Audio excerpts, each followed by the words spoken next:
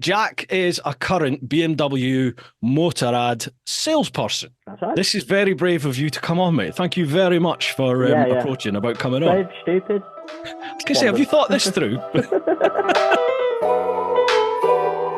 Right, folks, welcome back to Brew Time. Actually, before we do that, your surname, is it Greenhalgh? Greenhalgh?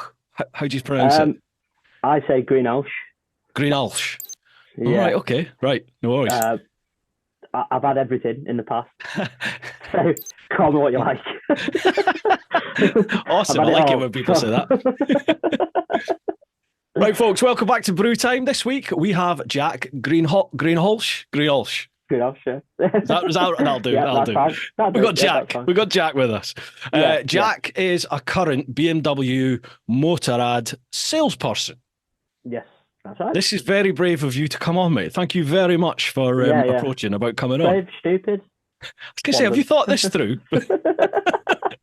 I'll tell you what, there are a lot of questions. I don't know if you've had a look on social media, but there are a lot. Brief look, but didn't want to scare myself, so quick scan and then that was it. There's quite a few there. Okay. I tentatively had a little look through like the Instagram ones and Facebook ones just before I came on there. I tend to do that just before we start the podcast, just so I can scale, how many questions have we got through, and that dictates really how we attack the chat. Do you know what I mean? Yeah. Like, do we spend longer on finding out more about you, or have we literally got so many questions that we just have to crack on? Yeah. Otherwise, we'll be here for 7 hours like Mossy. There's a lot of questions, but I'd like to find out a little bit more about yourself, because obviously, looking at your Instagram, you've not always been a bike salesman. So, what's your story? How have you got to where you are today? Yeah, it's a bit of a long-winded one. So basically, where do I start? Essentially, long before I started work, I didn't take the path that I wanted to take. I wanted to join the army at 16. At the time, I was playing a lot of football 3 to 4 times a week, injured my back, couldn't get into the army, had to find a job, I had nothing, I had no backup plan. Ended up working in a warehouse, wanted to buy my own house and crack on in life, didn't want to stay where I was. Decided to become a HGV driver. So my stepdad does that, so he essentially got me into that. Told me where to go, pointed me in the right direction. So I became a HGV driver, which I loved, which I genuinely mean that. I did actually love that job. I saw a lot of the country. I was essentially my own boss, because you are when you did what I did, which was long distance driving. So you have to time everything yourself, and you're fully in control of your destiny. All you get told is where you're going. So I enjoyed that side of it, being very independent, being left alone. But then I had kids. I've got 2 young kids. I wanted to be at home a little bit more. And I essentially fell into this job. I got really lucky. I got an email one day whilst I was driving off Indeed saying I hadn't updated my account. Didn't know I had an Indeed account. Asking me what I was into and what I'd done before. And prior to me working in the warehouse, I'd sold electric mountain bikes for a little bit of time. Oh, yeah. And high-end mountain bikes and stuff. So put that in there. Never said that I wanted a sales job. Never said that I was interested in that side of the game.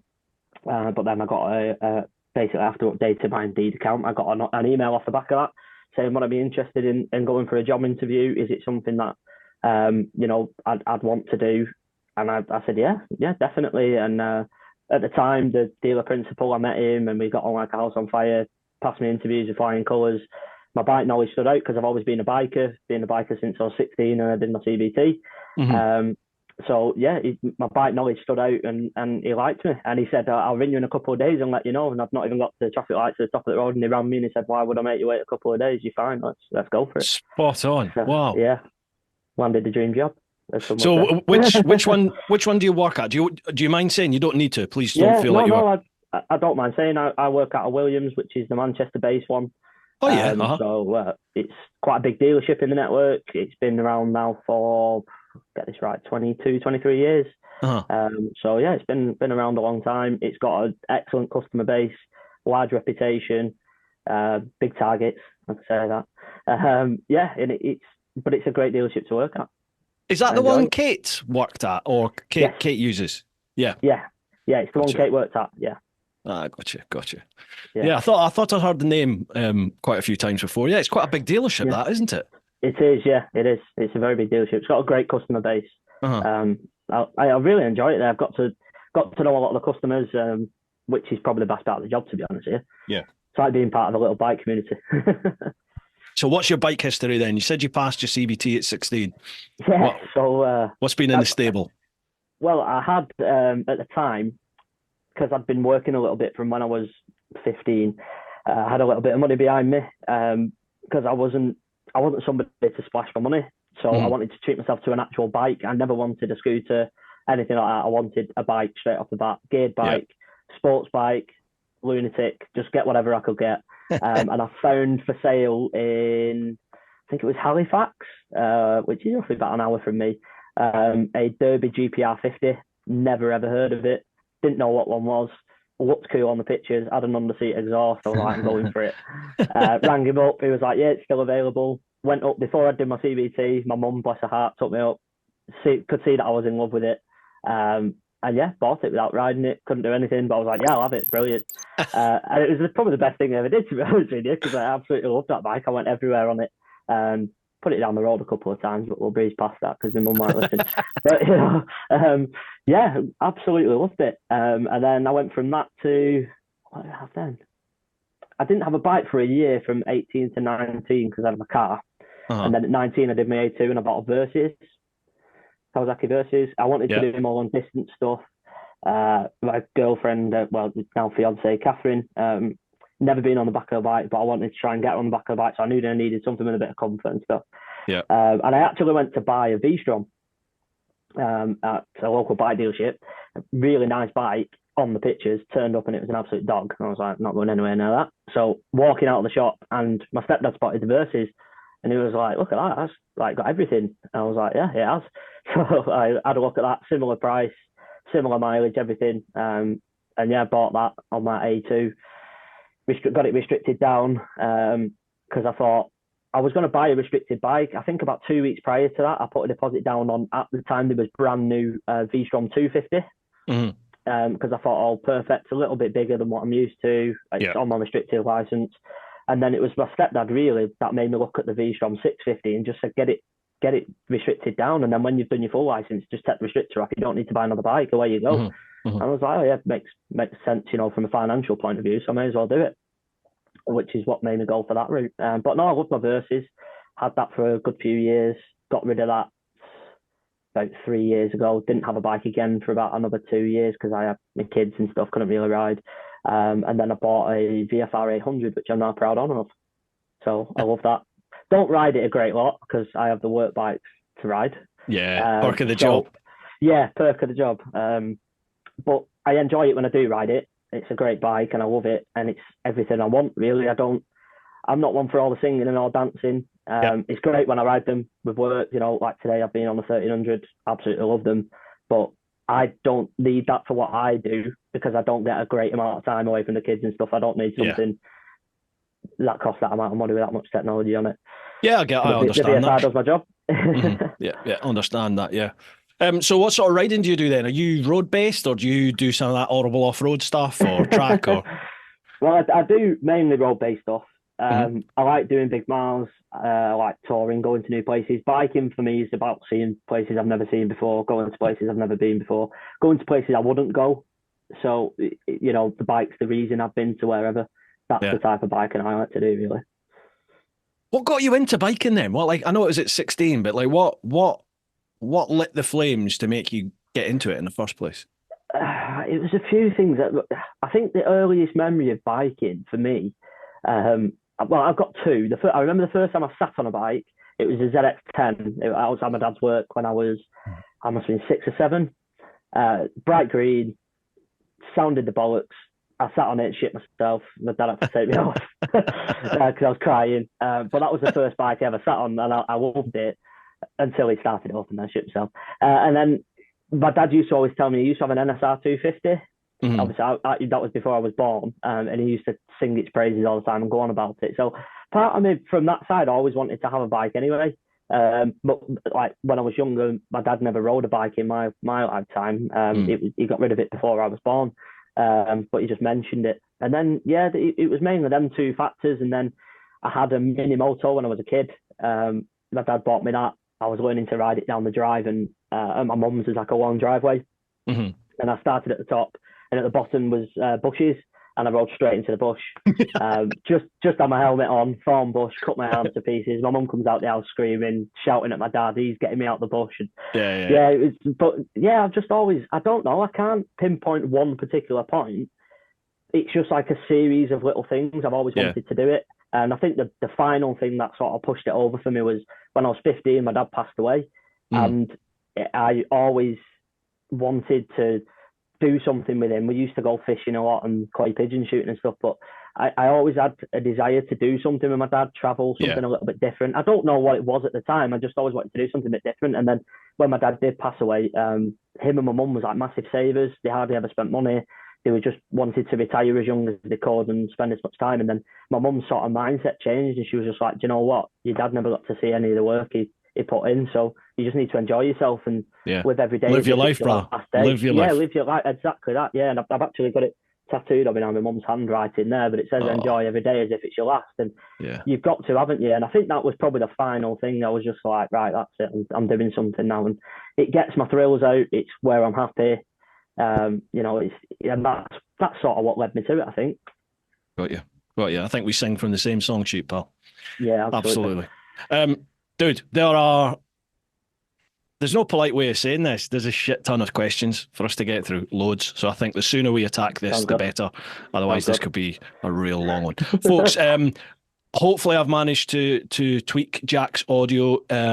He's using some AirPods. Sometimes the audio from them can be a little bit tinny, and it seems to be tonight. But hopefully we've managed to tweak it in post and you're bearing with us. If I've not, then my apologies, but stick with it. It'll be worth it. Okay, first off, we're going to head to Patreon. So the clan over there, so that's patreon.com/TeapotOne. First up, Charlie Callard. Evening, gents. Hope you're both fit and well. So my questions.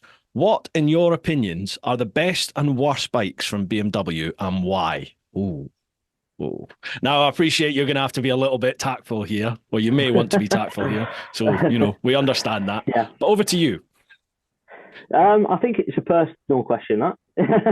No, I don't. What I mean by that is it's definitely personal. For me, the best bike to do, and I'm only saying this because I've only just ridden it and I fell in love with it instantly, is the new 900 GSA. Oh, yeah. Reason being for that, after 5-10 minutes of riding it, I straight away thought, where is there somebody in the world that doesn't need this bike or want this bike? It can do everything. Reminded me a lot of the 1250 GSA, and obviously that's a very capable bike. I know you're a regular GS fan rather than the GSA, but they're both good bikes. But the 900, I think with that like middleweight category now, they're sort of getting so big. They're big bikes now. Yeah. 900 is not a small bike. It's over 100 brake horsepower. It's physically a big bike. I'm not that tall. I struggle to touch the floor a bit on it. Yeah. But I'd say as an all-rounder and as a one-off bike, it can do everything. You can put your missus on the back, you can put 3-box luggage on it, away you go. You can take your luggage off and have your fun in the twisters as well. So I think it can do a bit of everything with that. I actually saw that at my dealership. I think it was before the official launch, but they had one in the showroom. And as soon as I looked at it, I was like, that's going to do well. Because like you said, it's not a small looking bike. It's a substantial looking machine, isn't it? It's as big as an Africa Twin, yeah. Yeah, and I think that's where the new 1300 is losing a lot of the customer base, is that they bought the 12 and 1250 for that big dominant presence. And although when you put them side by side, the 13 and the 1250, in terms of height and width and things, they're pretty much the same. But the 13 just looks a lot thinner and sleeker, doesn't it? Yeah, it looks like it's just gone on a diet, yeah. Yeah, and I remember thinking to myself, I think that 900 could do well, because I just spent 10 days on the Triumph Tiger 900 Rally Pro. Yeah.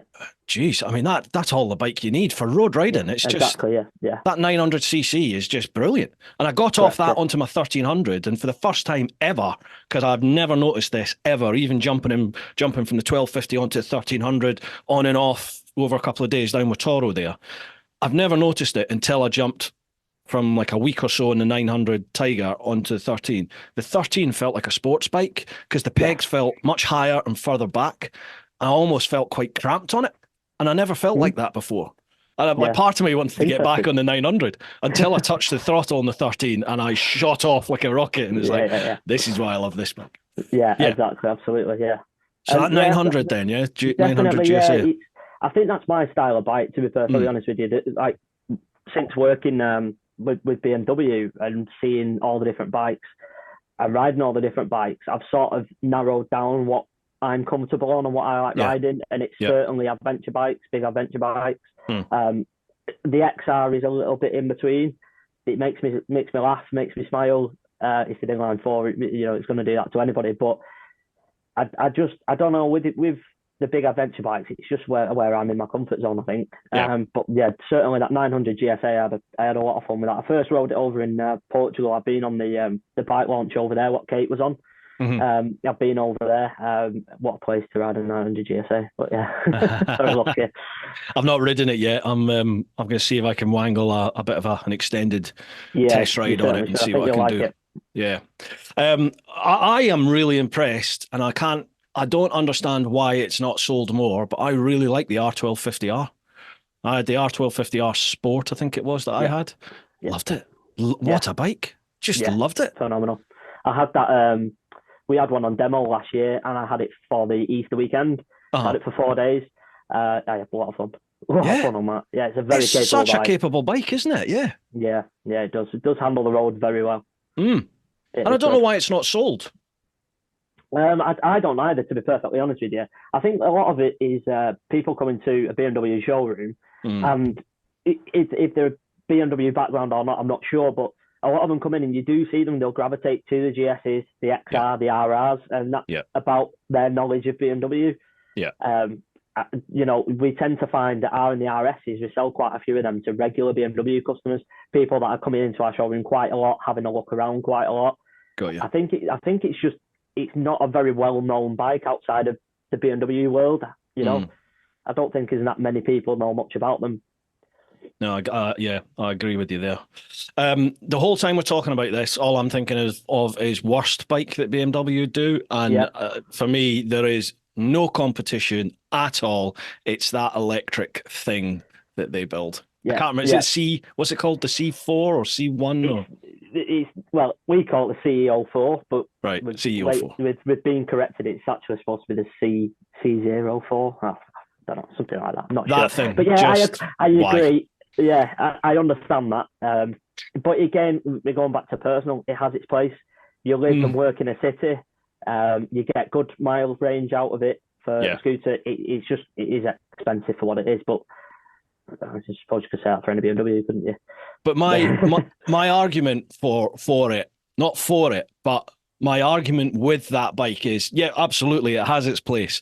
It's not a traditional motorbike, and it never will compete with the likes of the GSAs and the RRs and all that sort of stuff. It's a commuting machine, isn't it? It's a commuting machine.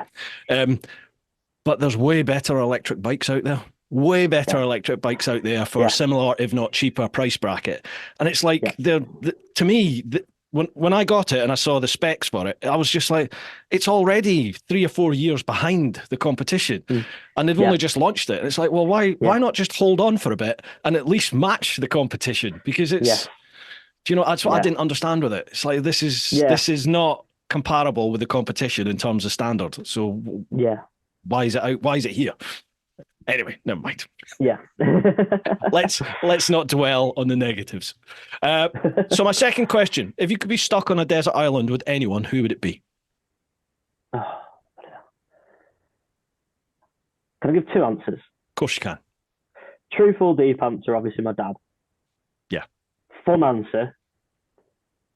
Got a few. Let's narrow it down a little bit. Probably my best mate, Sid, who works for me as well. Great guy. Just funny. Just literally, just can't stop laughing at him. Daft as a brush. The way I explain him to everybody is he'd run through a brick wall for you, but he would think it wouldn't hurt him. Because he's the nicest guy in the world and he'll go to the end of the earth for you, but he's daft as a brush. So basically you called him a golden retriever, yeah? Yeah, basically, yeah. I get that about your dad. I'd be the same. It would be my mum. Yeah, just to have like one last conversation. I would love that. Yeah, absolutely. Cheers for that, Charlie. Thank you very much, pal. Next one, Jeremy Weeks. Hi, Bruce. Can you find out why BMW are happy? Oh, I think this is a rant. Can you find out why BMW are happy to put up with poor quality components and replace them under warranty rather than pay for decent parts to start with? It would improve the owner experience. I want to ride my bike, not a loan bike, because mine's in for a warranty repair. I'll be interested to hear your thoughts on this. I don't agree with that, but I'll tell you why once you've had your... Yeah. I don't fully agree with it. I understand it. There is odd occasions when bikes do have problems. What I will say about it is, I'm not naming brands, but there's other brands out there that have the same issue and don't give the customer service BMW do around it. Absolutely. So they don't put you on a loan bike. So you've mentioned about a loan bike there. There's brands out there that'll take your bike for 3, 4, 5 weeks and not put you on a loan bike. Yep. They will. There's other brands out there that won't hold their hands up. They will just say, not a warranty issue, not caused by us, caused by whatever. So it is frustrating. But what, like I said, one thing BMW are really good at is that customer experience around, how could I say it? The way they react to a problem. Yeah. That's sort of where BMW pride their customer experience. Problems happen. They happen with every single bike brand. If you know a bike brand that doesn't have an issue, then please let me know what it is. But every single one does. It's how you react to them, and that's what BMW are more focused on. Yeah. Like I said, I understand because I do see some bikes come in where they do have a poor quality component on it, but I've never once since working at Williams heard our service team or our technicians turn around and go, "Well, we're not replacing that." They always go, "Yeah, hand it in. Let us have a look at it. Let's put it to BMW. Let's see what they say." And 9 times out of 10, it's very, very rare they say we won't cover it. No, so I totally agree with you. Like that in a sense, in a nutshell, was going to be my argument against what you said there, Jeremy, in that BMW do own. They absolutely 100% own when there's an issue with one of the bikes or a part. It might only be 2 or 3 instances, but if those 2, 3 instances worldwide are serious enough, BMW do a global recall, and I don't know a single other manufacturer out there that does that. Step back a minute and have a think about how much that hit them financially to do stuff like that. We're not talking about one recall either. They've done, at least I would say 3, possibly 4 global recalls within the last few years. That's got to pinch. That's got to be hitting them financially. But they do it. And like you said, they look after you when they do it. About poor quality component parts, I hear a lot of people going, they're just cheap Chinese rubbish. I would like to say, find a manufacturer, find a bike that is available today that hasn't got component parts made in China, Thailand, India, places like that. Absolutely. Vast majority of them are. And if they weren't, you would be paying a damn sight more than we currently do. Well, they wouldn't pay it. No, you Nobody wouldn't. would pay it. Yeah. No, you wouldn't. So I understand you've obviously got had some issues with your bike. So, I'm sorry to hear that, and I know how frustrating that is. But I would rather the dealership and, more importantly, the manufacturer dealt with it than just put their head in the sands and wait till something catastrophic happens and you fall off and die. Yeah. Do you know what I mean? Exactly. Yeah. That would be my argument. Anyway, right. Adam Shand. Hi both. Looking forward to this one and learning more about the trade. Having just been around looking for the best deal on my new bike, I'm wondering if I've got the best deal. First question. Is being a motorcycle salesman really as cool a job as it seems? I imagine we'd all like to work in the industry. Yeah, for me it is, absolutely. It's hard, I'll tell you that. It's a tough job. I certainly thought it was going to be a hell of a lot easier than it is. Right. I can only speak for myself on that one, but I certainly did. But it's not. It's a tough gig. It's full on every single day, from the second you walk in the door to the second you leave. And sometimes you don't leave, you go home, but you still think about work in the back of your head. I know I am today. I've been off for 4 days because I've been over in Portugal, which I've been lucky to do. But in the back of my mind now, I know I've got 4 bikes going out tomorrow on handovers. I don't know 100% if they're all bang on. I've been told they are, but because I'm not there to oversee it. So it's a stressful job. It's a tough job in that respect, but it is at the same time the ultimate job for a biker. I think it's brilliant. Like today, I've been out with 11, 12 people that we've done a charity ride for Manchester Children's Hospital, which I organised through the dealership. We've been out for a nice ride through the Peak District and stuff. Obviously, weather's been brilliant. So yeah, it's, you get to do nice stuff like that as well. So yeah, for me, it is a pretty cool job. I am very lucky to do it. From working away 5 days a week in a HGV to being surrounded by motorbikes all day. Living the dream really. And in the sense that you said it's a lot harder than you thought it was going to be. Yeah. What can you give us an idea? Like what's harder than you thought it would be, or what's making it hard? I think what makes it quite difficult is there's a number of things, but I think the main one is how competitive the market is. Someone comes in, we've got, every BMW dealer has one, but we've got a lot of very good deals on this month. There's a lot of bike changes, the 850 going to the 900, so on. The 1250 GSA is, everyone knows that's sort of coming towards the end of its life now. So there's strong deals on that. And it's very competitive. If we'll do it for 18 grand, someone will do it for 17,999, and it doesn't stop. So you're just chasing your tail all the time, it feels, but it's fun, it's enjoyable with that, but it is a tough job. It's a very tough job. And I think the other thing that does it is the brand, because of the expectations are right up at the top. Yeah. They never want them to drop. So it doesn't matter if you've got 15 customers on the go. All them 15 customers want 100% of your attention, 100% of the time, and expect nothing less, which is rightly so. They're paying a lot of money. I'm not saying there's anything wrong with that. There's not. I'd be the same. But yeah, that's probably the hardest part, is just keeping that attention up. I'm certainly mentally more tired now than I probably ever have been in my life, really. And I've got 2 kids under 5, so. And how's it working out then with the balance with home life? Has it been beneficial? Yeah, you definitely get more time at home. 100%, yeah. I wake up with my kids every morning. I put them to bed every night. You can't beat that. Can't beat that. You don't get these times. Everyone says it, don't they? But you don't get these early years with your kids back. My son. I was chatting with some mates from uni who've known me. Like, I was at uni when my son was born. I was like 21 years of age. So my mates were there all the way through it. And, they were asking, how's Ellis getting on, my boy? And I was like, yeah, he's fine. And then it suddenly dawned on us all. And we were like, he's going to be 30 soon. And we were like, God, yeah, he will be. Like another 3 years or so. And he's going to be 30 years of age. How the hell did that happen? Yeah, it's crazy, isn't it? Flies. Yeah, absolutely flies. Retracing steps a little bit, you said about the 1250 GSA, some deals coming on it. Do you know anything maybe that you want to tell us about, like a world exclusive, maybe? Absolutely nothing. No. It's staying the 1250 forever. There's no new bike. Oh, I'll tell you what, I'm itching, but I'm not going to say anything. But I think I know what you know. I genuinely, I don't know a great lot. I've not seen the new bike before anyone says that. No idea what it's going to look like. I know a few little bits of information about it. How true they are, I'm not sure. And I know roughly when we should be expecting it, but that's about it. It's all hearsay sort of thing. BMW, to be fair, talking about them as a brand, they're quite good at keeping things under wraps. And if you know something about a BMW, that's probably because they want you to know it. They're very good at getting the word out there in ways that they want to. Let's put it that way. Yeah. So yeah, I don't know a great lot.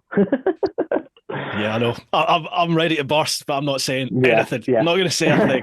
Exactly. Anyway, second, why BMW and not a better brand like Triumph or KTM? Best wishes both, and thanks. Adam is a Triumph man. Right. Okay. Sorry about that, Adam. Basically because I want to sleep at night, and I don't want to sell stuff to people and feel guilty when I go home. So yeah, that's basically the reason. Oh, it's all yours. That's all yours. Yeah, that's fine. I'll own that one. Cheers, Adam. Thanks for the question, mate. Next one, Andy. Hope everyone is well. First question. How do you see the future of dealerships with new models, with manufacturers taking full control or even being online only? Well, hope everyone was well. First question. How do you see the future of dealerships with new models, with manufacturers taking full control or even being online only? So, I think, are you talking about is there going to be a demise of independent, like franchise-free dealerships? Is that what you mean, Andy? Because obviously BMW dealerships are all I mean, are you franchises from BMW themselves, aren't you? I don't think. Yeah. Is there an actual BMW dealership now? Yes. Park Lane in London used to be one, but I don't know if it still is. North Oxford, I think, still are. Okay. For memory. Right. So yeah, there is a few. I'm assuming he's meaning sort of like what Mercedes do in the cars. Right. So Mercedes, there's no franchises. So if you get a price from Mercedes in Cornwall, you get that price from Mercedes in Aberdeen. Yes. That's sort of, I'm assuming that's what it means. Will that ever work in the bikes? Will it ever come into the bikes? I don't know. Who does know? What I will say is us as Williams and as BMW are still going strong, as we always have done, in the same way. There's no sign of it from our end at the moment. Right. He's probably right to think about it going that way, because I do think probably everything's going to be online at some point, obviously. But I think we're a good few years away in the bikes. I don't think it'll work in the bike world. I think somebody might try it first, but I think it'll probably fail initially. Because I think, I mean, you want to see a bike first, apart from new Bruce. Obviously, you've got 1300 without seeing it. But I saw it on the TV. Most of the time, you want to sit on it, don't you, and get your hands on it, and then go, I'll have it. But it is. I think I've seen someone ask this question, so I'll not delve in it too much. But it always amazes me how many people buy bikes without test riding them first. And obviously, it's rich coming from me, because I've bought two now, where I've never ridden them. My first ever GS and the 1300, I never even sat on them when I bought them. But anyway, somebody asks a question about that later, so we'll cover that. Sorry to interrupt, folks, but just a quick shout out for this week's sponsors, who are, as always, Ultimate Addons. Ultimate Addons have been back in the podcast for the last few years, and I've been using their products since probably around about 2017, 2018. They specialise in phone holders, so both the mounts that attach to your bike and the protective cases that your phone goes in. Now, these cases are shockproof, they're dustproof, they're the perfect things to put your phone in whilst you're on the bike, and even if you do have a mishap, your phone is nicely protected inside that case. You can still use the phone, you can still use the touchscreen, you can even still use the cameras. They do a wide selection of mounts. I use the ratchet strap, which is actually in their cycle section, but you can pick any one you like for your particular bike or a generic one. It's up to you. Ultimate Addons are also doing a number of other accessories, things like action camera mounts. They're also now doing heated grips. They do things like a balaclava, USB, USB-C, power adapters, lots of different things. Head to their website, check out the products, and if you use the code TeapotOne with the number 10, TeapotOne10, then you will get 10% off. A massive thanks to Ultimate Addons for all your support. And a massive shout out to all of you over in the clan, over on Patreons, patreon.com/TeapotOne. I literally could not do this full time without your support, folks. So thank you from the bottom of my heart for going that extra mile with your support. You're also the backbone of the Brew Time podcast with all your questions. So keep them coming and we'll go from strength to strength. Going online only. See, I've seen it with a few BMW dealerships, which the dealerships were brilliant. They really were good motorbike BMW dealerships. And then someone else bought like the franchise or took over that. And they didn't really have a clue about bikes, but they were they were BMW car orientated. And both of them, both those dealerships, they try to run the bikes like they do with the cars. And it just doesn't work. Nope. It just changed the dealership, and I just don't bother going back anymore. Like, it's just not the same experience. No, exactly. Because it is different. It's a different market, isn't it? It does, yeah. And I think going back to a couple of questions ago about like when you mentioned about what's hard about the job, one of the things that is difficult is there is a lot of online stuff, more than what I thought there would be. I probably, to put a percentage on it, a month, I probably sell 60% to someone who initially comes through online rather than in the showroom. Wow. So someone that'll send an inquiry in online, they'll message on through Auto Trader or whatever. I'd probably say 65% of my deals a month is done that way. They'll eventually come into the showroom, they'll come for a test ride, they'll come down for an appointment, whatever. But if the initial contact comes through the online sort of world. So there's a lot. Well, I'm assuming there's a lot less, and I'm saying that because I went into Williams before I worked there because my stepdad was a customer. But the showrooms are a lot less busy with people who are there for the first time to see a bike. Most of the people have already looked at it online. They've already read up on about it. So it's not the first point of contact anymore, being in the showroom, I don't think. All right, got you. Yeah, it'd be interesting to see how it goes, won't it? Second question from Andy. How many customers buy a bike? Oh, it was Andy. How many customers buy a bike without taking a test ride, and do any of those decide it's not for them? Yeah, do you get negativity ever from the test ride? Yeah, we do get a few. It's all about their expectations before they go out. Is where the negativity comes from, and what they've ridden before. That's a big factor. But we don't get a great lot. Most of it's obviously good stuff. I think TMF says it all the time, doesn't it? No one makes a bad bike anymore, which is true. No one does. But again, it's all about expectations. If you're expecting to get on a bike and it absolutely blow your socks off, but you're getting onto a G3 10R, then it's not going to blow your socks off. But if you're getting onto a G3 10R and thinking, is it comfortable for commuting through a town, and is it nippy enough to get through traffic, then you're going to get on it and go, buddy hell, this is brilliant. So it's all about your expectations before you go out anyway. Absolutely. But yeah, we do get a lot of test rides and that side of things, which most of them positive.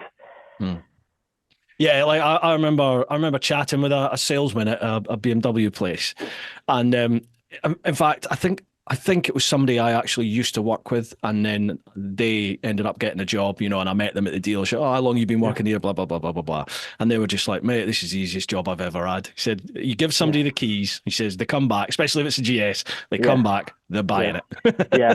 A little story on that there. You won't mind me saying, one of my customers called Andre, one of my first ones that I remember when I first started with Williams, and he came in on the double R, and he's really funny character, and he was like a really relaxed guy straight away. It was as if he knew me forever, and he just walked up to my desk, and I can't remember what I was doing. I think I was putting something in my cupboard, and he just went, "I'm really sorry to bother you. Can I take a GSA out?" And I was like, "Yeah, of course you can." I was like, "Sit down, have a chat. Let's have a look at what we can do for you." So he sits down, and he was on a double R. He was the only one in his friend group that was on a double R. Yeah. Never ride a GS. I'm never having anything else. It's an RR or nothing. And he was like, all my mates are hounding me, telling me to go and ride a GSA. So I'm going to ride it, ring them, tell them it's crap, and ride off. So I started laughing, and I was like, listen, take it, because if you can ring them after you've come back on a GSA and tell them it's crap, then it's worth you taking the bike out. So I give him the keys, get him on the insurance, off he goes on the bike. Comes back 15 minutes later. I went, oh, you mustn't have liked it then. You've been out 15 minutes. I said, I put you out for 2 hours. He went, yeah, no, I need one. So that was it. Then he's looking around the showroom. I get him onto one. He buys it. And then he comes to day of handover, and he walks in, and his face is on the floor. And I said, Andrew, what's wrong with you? Like, you're coming to pick your new bike up. And he went, I just feel like I've ridden to my funeral. I'm getting off a double R and getting on a GSA. Yeah, it's a bit different. A little bit different. A little bit different, yeah. Absolutely. But no, he's literally a few weeks ago came in for his 12-month service, stuck him out on a 1300, and he come back and bought a 1300 off me. So. Jeez. Wow. Yeah. Good lad. Yeah, good lad.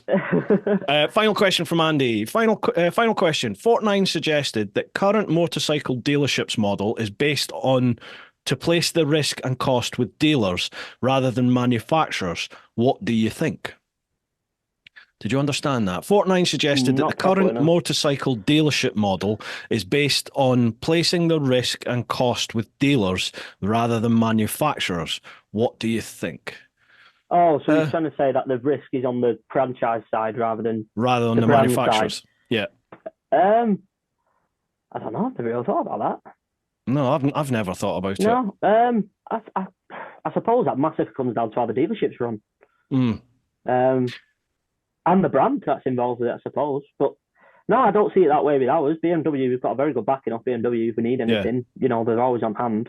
It's certainly not sort of, here's the bikes, you're on your own. It's how does it work with a dealership then? Do you like buy a stock from BMW, they ship it to you, and then it's up to you to sell it at whatever price you think you can to make profit and ship everything? Or do they give it to you like almost in credit, so there's no actual payment for the stock? How does that work?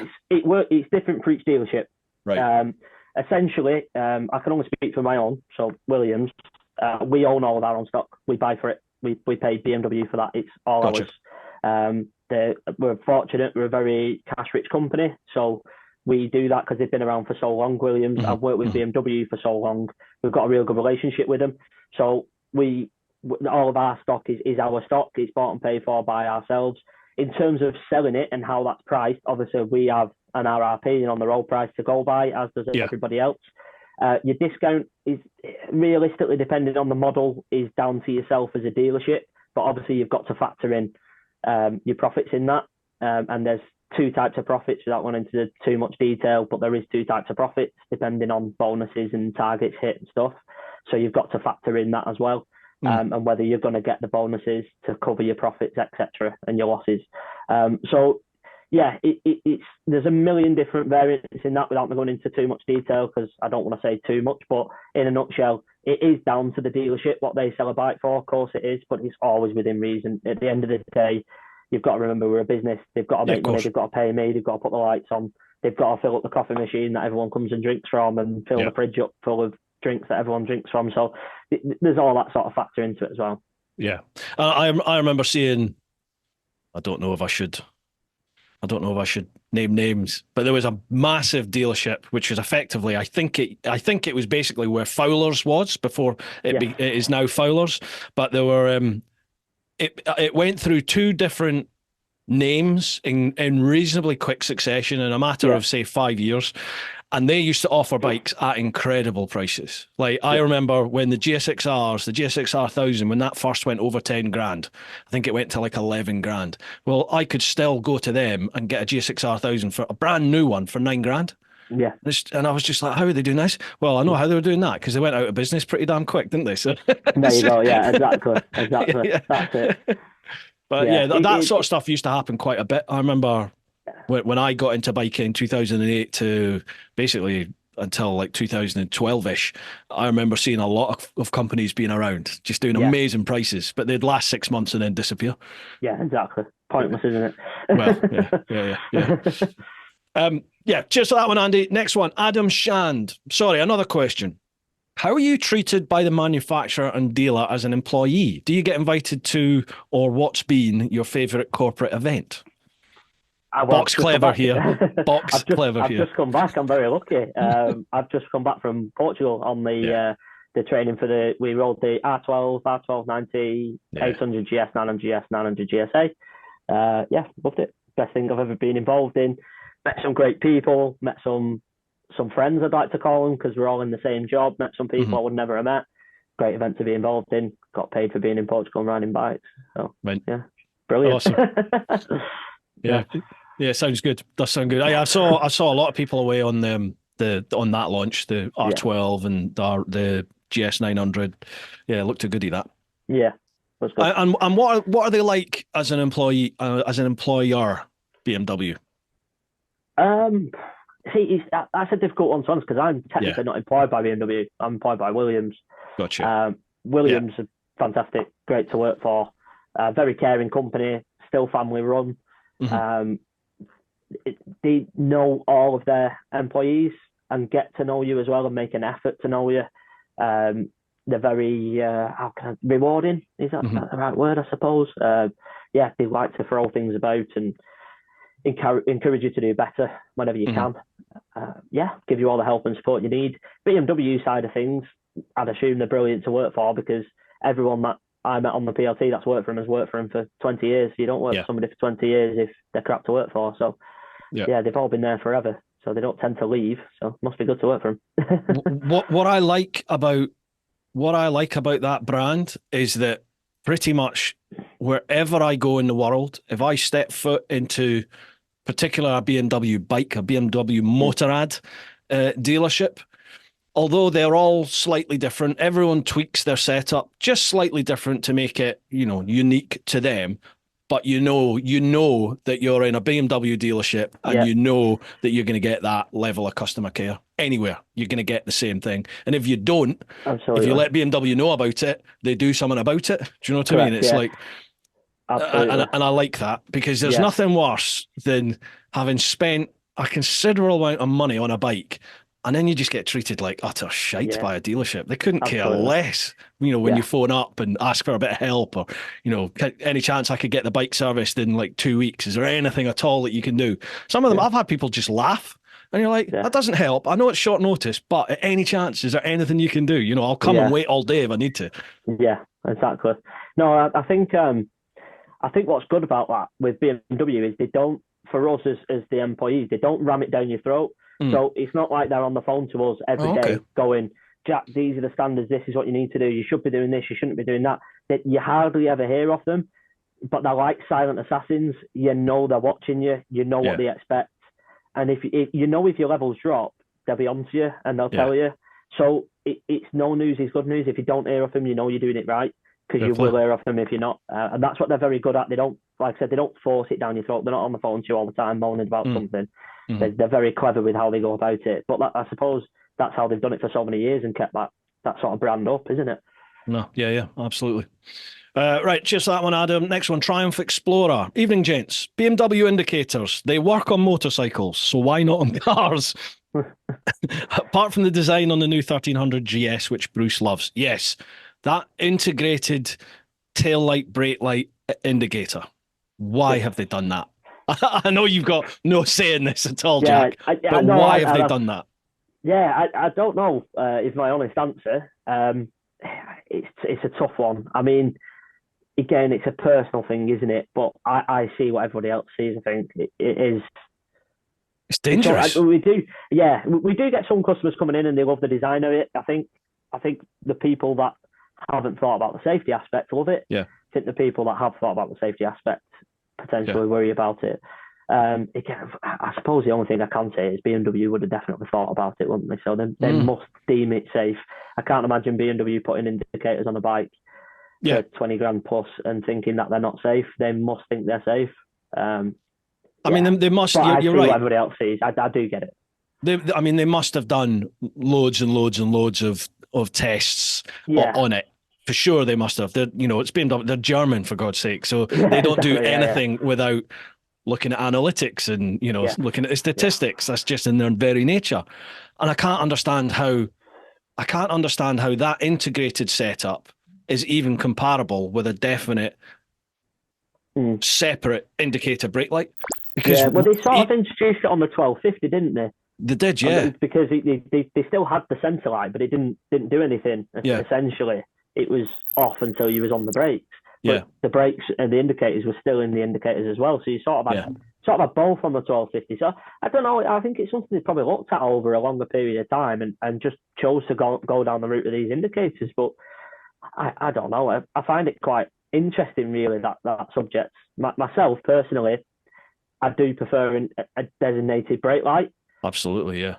But I hate it. If you're following somebody that has that, if you're following someone that has the integrated lights, that's how I found out about it, because I was following somebody else on a GS, a 1250 GS, and I was like, "What's going on with your backlights?" Because I bought an early 1250 GS and like a 2021, and that had separate brake light indicator. But about 3 months after I bought mine, the next production line of those 1250s, they were all integrated. And I think theirs was even a 2020 plate, same as mine, but their back was all integrated and not like mine. And I was like, I hate that. I don't like that. That's horrible. It's quite off-putting when you're following people that were like that. It is, It is difficult to say. I do get it. Yeah. Anyway, Dave Salmons. Evening, Bruce. As someone who's very much considering delving into the world of BMW, do it, Dave, do it. Specifically a GS adventure. It's just a fat GS. Get the GS. Maybe hang on a little bit. That's all I'm going to say. Into the 1200 or 1250. Is there any particular faults to be aware of with the adventure models when looking at used bikes? And then he's got a second question, so we'll cover the first part first. Okay. So 1200, 1250, GS or GS adventure, common faults to look out for second-hand bikes. Biggest thing that sticks to my mind is corrosion. Biggest thing. Just look out for it. If there's the slightest sign of it, stay clear of the bike. Now, what I would say about that is, depending on the age you're looking at, certainly look for a black engine rather than a silver one. The silver ones seem to have suffered with it a little bit more. Not sure why. Don't know whether it's something to do with the paint. I wasn't selling them at the time, so I can't really comment on how it was made or whatever. But certainly look for a black engined one. And just check for that. So check round the connection to the gearbox, check round the connection towards the cylinder heads, all around there. Check the bottoms there, underneath. Drive shaft, check that as well for corrosion. Other than that, really, quickest thing to do, if I'm not sure whether, was it Dave who asked the question? Dave, Dave Salmons. Dave, if I'm not sure where you're looking, Dave, but if you're looking at a dealership you should be okay. But if you're looking for private, then check the rear shock. So when the bike's switched off, just quickly bounce the back. It shouldn't move. If it does move and it's bouncing like a pogo stick, then the rear shock's gone. Yeah. Avoid that at all costs, because it's pointless trying to fix that, because there is no fix really without spending at least $3,000. So stay well clear of them. But if you're in a dealership, that would have been checked anyway, so you'll be okay. But if you're buying private, just watch for them. But they're sort of the two biggest things. Just look for the normal stuff. Look for a clean bike. Check the brake pads, check the tires. Simple stuff like that. Yeah. The front shock will go as well, pretty much. Almost at 3 years, the front shock can start going. Well, that's a bit unfair, because I had 50-odd thousand miles, but it does go. Since mine went, I've had quite a few people contacting me saying, mine went almost just after 3 years, almost like the switch goes. The warranty ends, front shock goes. So look for some knocking in the front. If you take one for a test ride, just dab the front brakes a few times and just try and feel for, and then get, rocket on the throttle. So dab the brake, whack on the throttle, and just try and feel or listen for some knocking through the bars. That'll be your shocks on the way. The corrosion that Jack was talking about, if you look down at the engine pots, you'll see fins, and you'll see where the pot sort of joins the main engine body. Have a look there, and if you start to see like bubbling along there, that's a corrosion. Mine got that literally, a matter of months before I got rid of it. It appeared, and then it came on really quick. It was clean up until a couple of months before, and then bang, it was on it. 19 plate 1250s, GSAs, because they came out before the GSs, didn't they, in the 1250. They suffer from something called, not all of them, but some of them suffer from a thing called the hot start issue. And that's basically where you can be riding your bike and everything's fine. Then you stop it, say go and pay for your fuel or go and have a cuppa. You come back to your bike and it won't start, and it sounds like the battery's flat. It's a really, really common thing. If you look at my vid when I did the round the UK attempt on the first 1250 GSA, that when it died in Wales at St David's, that was that issue. Because by the time recovery turns up 4 or 5 hours later, the bike starts first time. So as soon as it cools, it will start. But that's what that issue is. I think that's about it. Yeah. Spokes, but they sorted that, didn't they? Yeah, spokes they sorted out, and I think that's pretty self-explanatory anyway. If you're looking at a fairly clean bike, you'll tend to find around the spokes and the rims are all right anyway. But just look for like little white marks coming away from where the spokes meet the wheel, and that's just the onset of corrosion. But again, that's something that you'd look out for on any bike really. But yeah, they're the main things. That's all it is really. It's a great bike. Just buy one anyway. And if you buy it from a BMW dealership second hand, it comes with the extended warranty anyway, doesn't it? Yeah, 2 years. Yeah, if it's an authorised used bike, that is. So make sure when you're buying it, you ask that question. Just make sure it does fall under the authorised used bike warranty. You might hear a salesman say, "Is it an AUB bike?" That's what it means, authorised used bike. You get 2 years, and that's full warranty. So roadside assistance, European wide. Yeah. Dave, spend the money, and I would say spend the money, get it from a proper BMW dealership, and make sure it's got that warranty, because that warranty is watertight, and it'll save you thousands on a second-hand bike especially. So make sure you do that. Secondly, what would be the highest mileage Jack would recommend considering for a second-hand bike? It all depends on service history and how well the bike's been looked after. If it's been serviced on the dot every time, every 6,000 miles or every 12 months, honestly, as long as the bike's clean, you could buy one on 55, 60, 70,000 miles and it will still run absolutely fine, and it will last you a long time. You can pick one up with 5,000 miles on the clock that's never been cleaned, never been serviced, and it'll be an absolute pig to own. So mileage-wise, it sort of just bounces it off. Can you hear me? Right. Yeah, can hear you. Got you. Oh, it's just come up. It's just come up to me and said your internet connection is unstable. Do you know what it is? I think it's. I'll cut this bit out.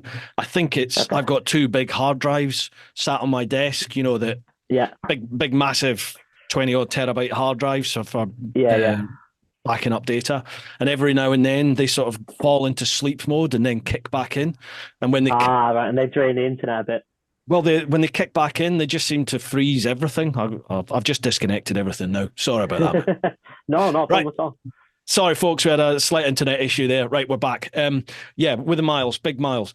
My mate Jose, who, if any of you have gone to Canaries and toured with Canary Motorcycle Tours, Jose is one of the guides there. His GS, is that 1200 he's got? I think it's 1200 GS he's got, and it's got over 500,000 kilometres on it. But he's on his second engine. I think he got to 400,000 kilometres, and BMW like invited him to BMW, and they switched the engine for him. Yeah. He got a new engine in it. Brilliant. That's great. It's crazy, isn't it? So good. Yeah, it's mental good. mileage. We've got a customer that comes in and he's got a 1250 GSA, the 40th anniversary one. Yeah. But then he's also got, I'm going to get this wrong now and embarrassing myself. Is it the 20th anniversary on the 1150 in the all black and yellow colours? All right, yeah. He's got one of those as well, which he bought from new from our dealership when they came out, and that's got 112k on the clock at the minute. And he's never missed a service on that or anything. And that's his winter bike. So he just uses that in winter. And he's got his 1250 for the summer, yeah. So, and his 1250 is on good mileage as well. I think that's on about 40k. Fair play. God, good on him. Yeah. She was. Right, cheers for that one, Dave. And happy hunting, mate, for your bike. Stephen Smith, as an owner of a K1200 RS and a K1200 LT, how do BMW regard their older models, and how long do they support them with spares? Great question. I don't work in spares, but from memory, because we do have some customers that do have older bikes, it's a matter of if you need it, they'll get it. From what I know. So I know a guy came in for, it was something to do with his ignition. I don't know whether it was a switch or a barrel, and it was on an 1100R, and we managed to get hold of that for him. They managed to find one for us, and that was an old bike. Don't ask me the year, but that was a seriously old bike.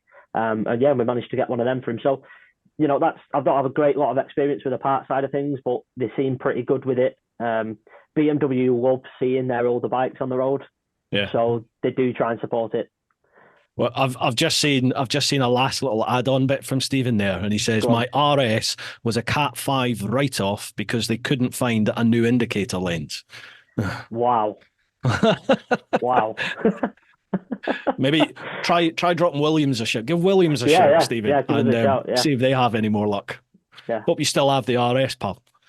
Mark Paskin. Evening both. Hope you're all well. Thanks very much, Mark. Good to see you at the Blood Bike event the other night. Have you got any funny or interesting test ride stories?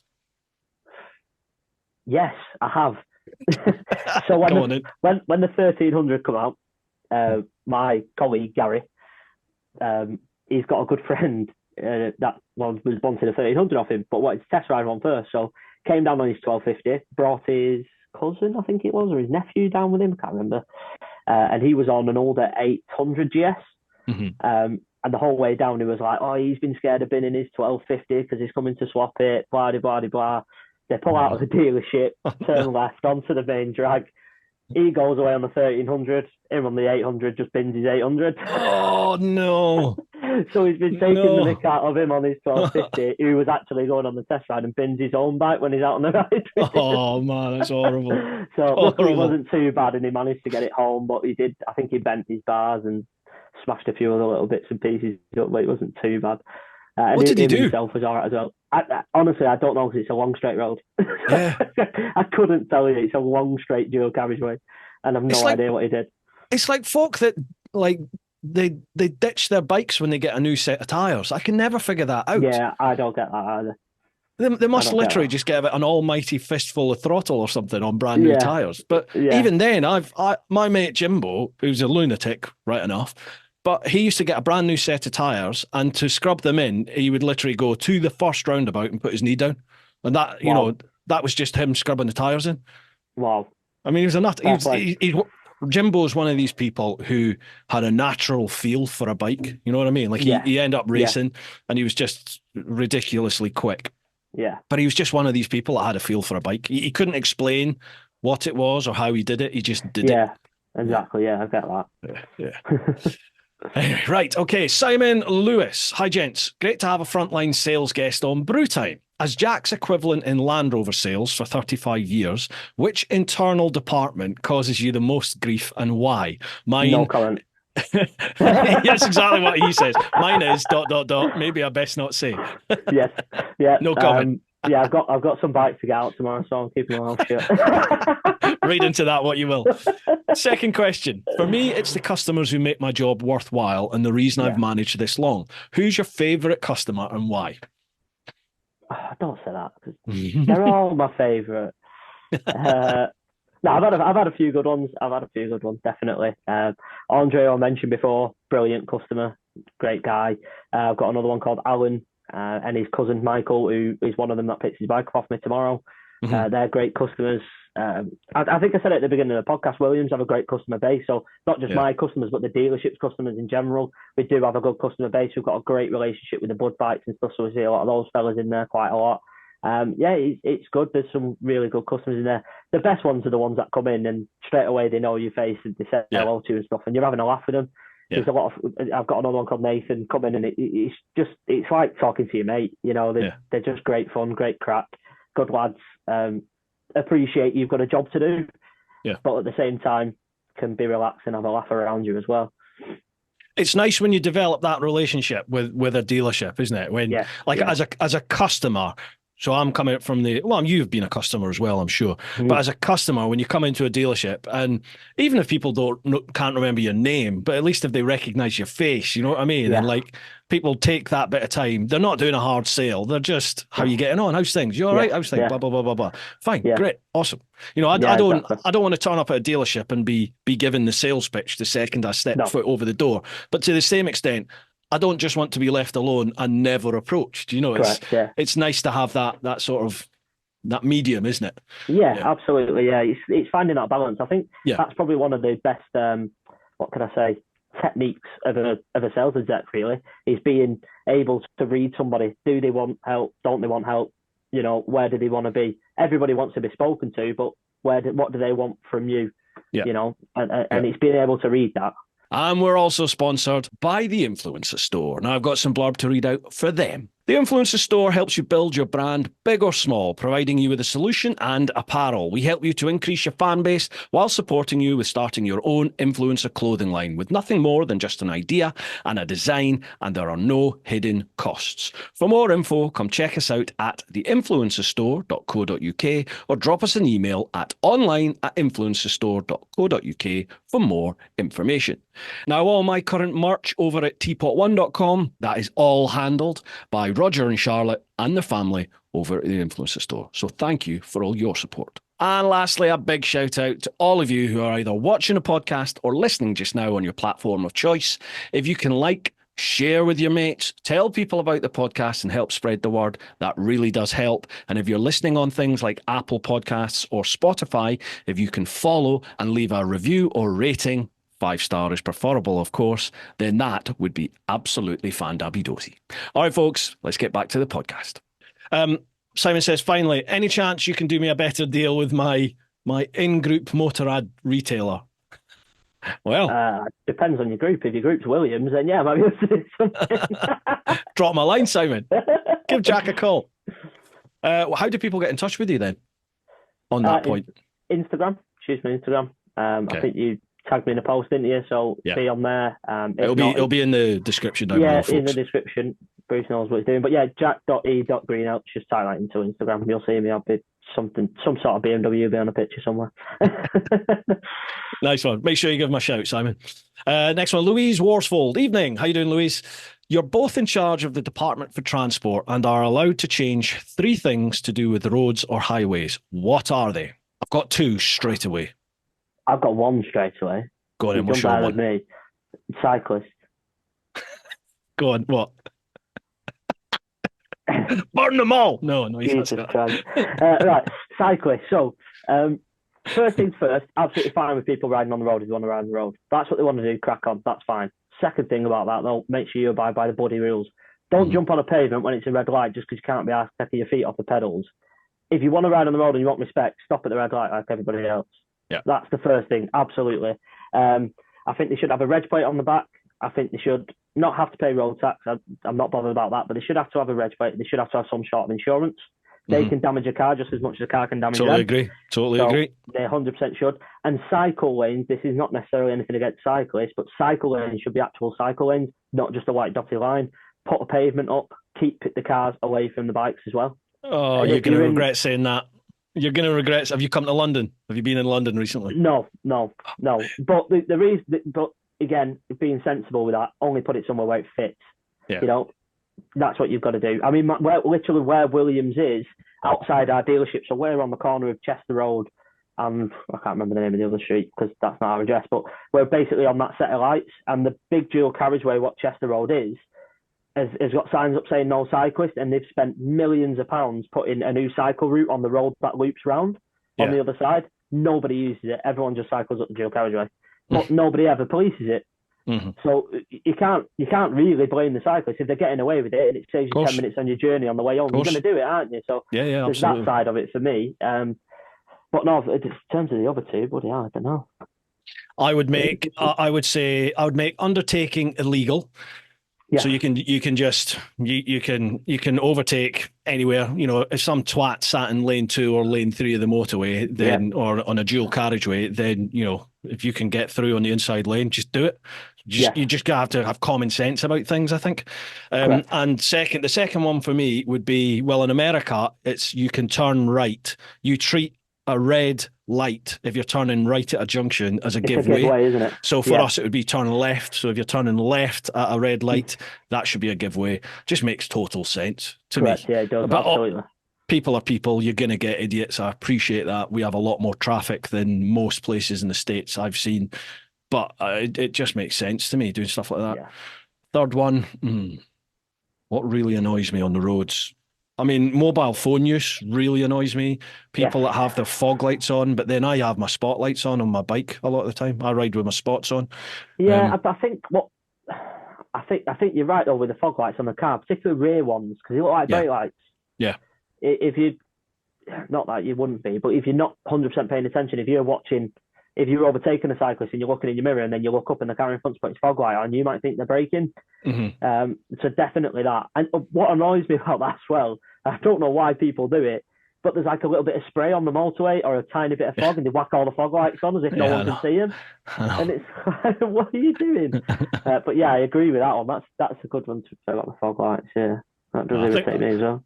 I think we've got enough there. The cyclists who are listening or watching, they've probably not even calmed down yet. They're still going to be up to about here. Yeah, probably. I don't mind that. That's how you make me feel when you jump a red light. So. I tell you what, I've cycled in London. Believe it or not, back in the day, I used to cycle in London, and it's a horrible experience. You take your life in your hands, but to the same extent, I've also commuted many, many, many, many, many thousands of miles in and out of London on the motorbike. And the vast majority of cyclists that I've seen, well, I'm amazed most of them are alive, to be honest with you, because jumping red lights, just in and out of traffic, just disregard for everybody else. Yeah.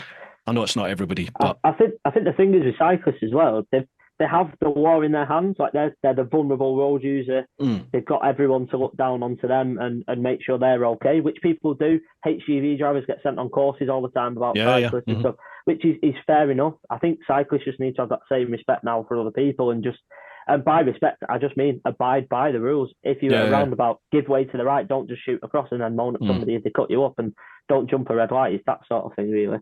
Yeah. Right, let's draw a discrete veil over that. If you could own any non-BMW bike, what would you spend your money on?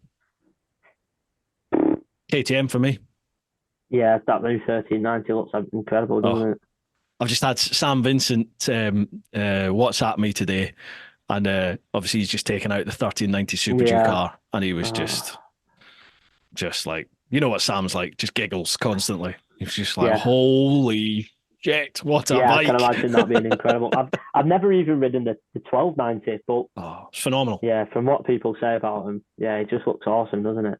And I've ridden the M1000R, which is an incredible bike in its own right. But anything like that, really, Super G car, a Panigale. I love Ducati, so mine would probably be a Panigale V4 or something. We had an SP2 in work actually recently, and it just carbon wheels and full turn assist, and it just blew my mind. Yeah, it's a beautiful thing.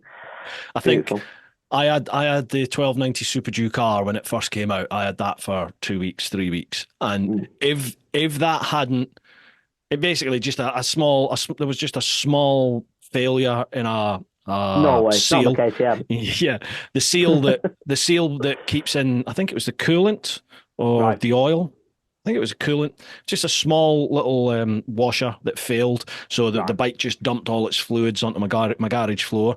Up until that point, I was like, it, it felt like I was cheating on my girlfriend, and I'd found the one that I was going to go with next after Yeah, the yeah, current missus. It's just like, oh, we've got a life together kind of yeah. thing. And I almost felt cheated on when when it failed on me. I was just like, oh no, that's How have that you done then. that to me? That was an amazing bike. That bike made me Yeah. smile every single time I went out on it, and loved it. So if this 1390 is even better, I almost don't want to test ride it because Yeah. that could be a difficult one. Anyway. Right, Robert James. Hi both. Small point, but one that ticked me off on my bike handover. Why is the handover pack so poorly presented? A couple of bits of plastic and a paper service book with the dealer fluffing up the presentation with a dealer branded folder. It's never something that's bothered me personally. It's your logbook, your service book, and that's it, isn't it? Yeah, I mean, I get it because it's a lot of money to spend on a bike to get a plastic wallet with a few bits of paper in. But you're not buying that. You are buying the bike. Like you said, it doesn't really matter. It's service book, logbook, a few bits of paperwork. Yeah. That's it. I get it. And Triumph used to do nice wallets and all that, didn't they? And KTM and stuff, but they've stopped it now. My boss at the minute, Chris, worked for KTM for a little bit, and he was astounded at what they've gone to now because you literally get your keys given to you and away you go. Everything's online. You get that all. So Really? Yeah. So Jeez. they've gone the opposite end of the scale because you used to get key rings, pens, and everything in a big massive folder, and now you get absolutely nothing. So Wow. I think going back to what you were saying before about dealerships giving bikes away, I think when you're giving folders away with pens and stuff in, I think it's not a very wise business decision, is it? Because they've clearly knocked it on their head. They must spend a fortune on all that sort of stuff. But no, I do sort of understand it. It would be nice to have a bit of a nicer folder. I get that. But yeah, it's I suppose in a way it's fit for purpose, isn't it? It holds the bits that you need and away you go. And the other side of it is what my boss said to me, Chris, which is a good point. If people are coming to pick the new bike up and you give them a whopping great big folder and they've turned up in their riding gear, where are they putting it? Yeah. Mm-hmm. So there's that side of it as well. So you've got to make it easy to carry. So there's that side. I remember I met a chap who'd bought a brand new MV Augusta Super Veloce, 38,000 pound, 40,000 pound, this bike. And the guy was minted anyway. So this thing was literally going to sit in, he had a room in his house dedicated just to bikes. That was just where he sat and he watched the racing. And he was just putting it on a plinth. That's all. This bike it wasn't going to be ridden. But with them, you get like a chest, a proper wooden chest, and inside it is, the manuals and everything are on an MV Augusta branded USB stick, and you get a credit card with your like club number and all this sort of stuff. It's a proper unbox, open up this like briefcase, velvet lined case, and everything's in it. Beautiful. Lovely. Yeah. But you're paying 40-odd thousand pounds for that. So. Yeah, and you're buying a work of art anyway, aren't you, with the MV? So. Yeah, Robert, it's not something that bothers me personally. So, and I'd rather be paying for the bike and the customer service than paying even more to get some fancy pack that I'll see every 6,000 miles when I look for my service book. But anyway, each their own. Last one from the clan, Tommy Lindley. How you doing, Tommy?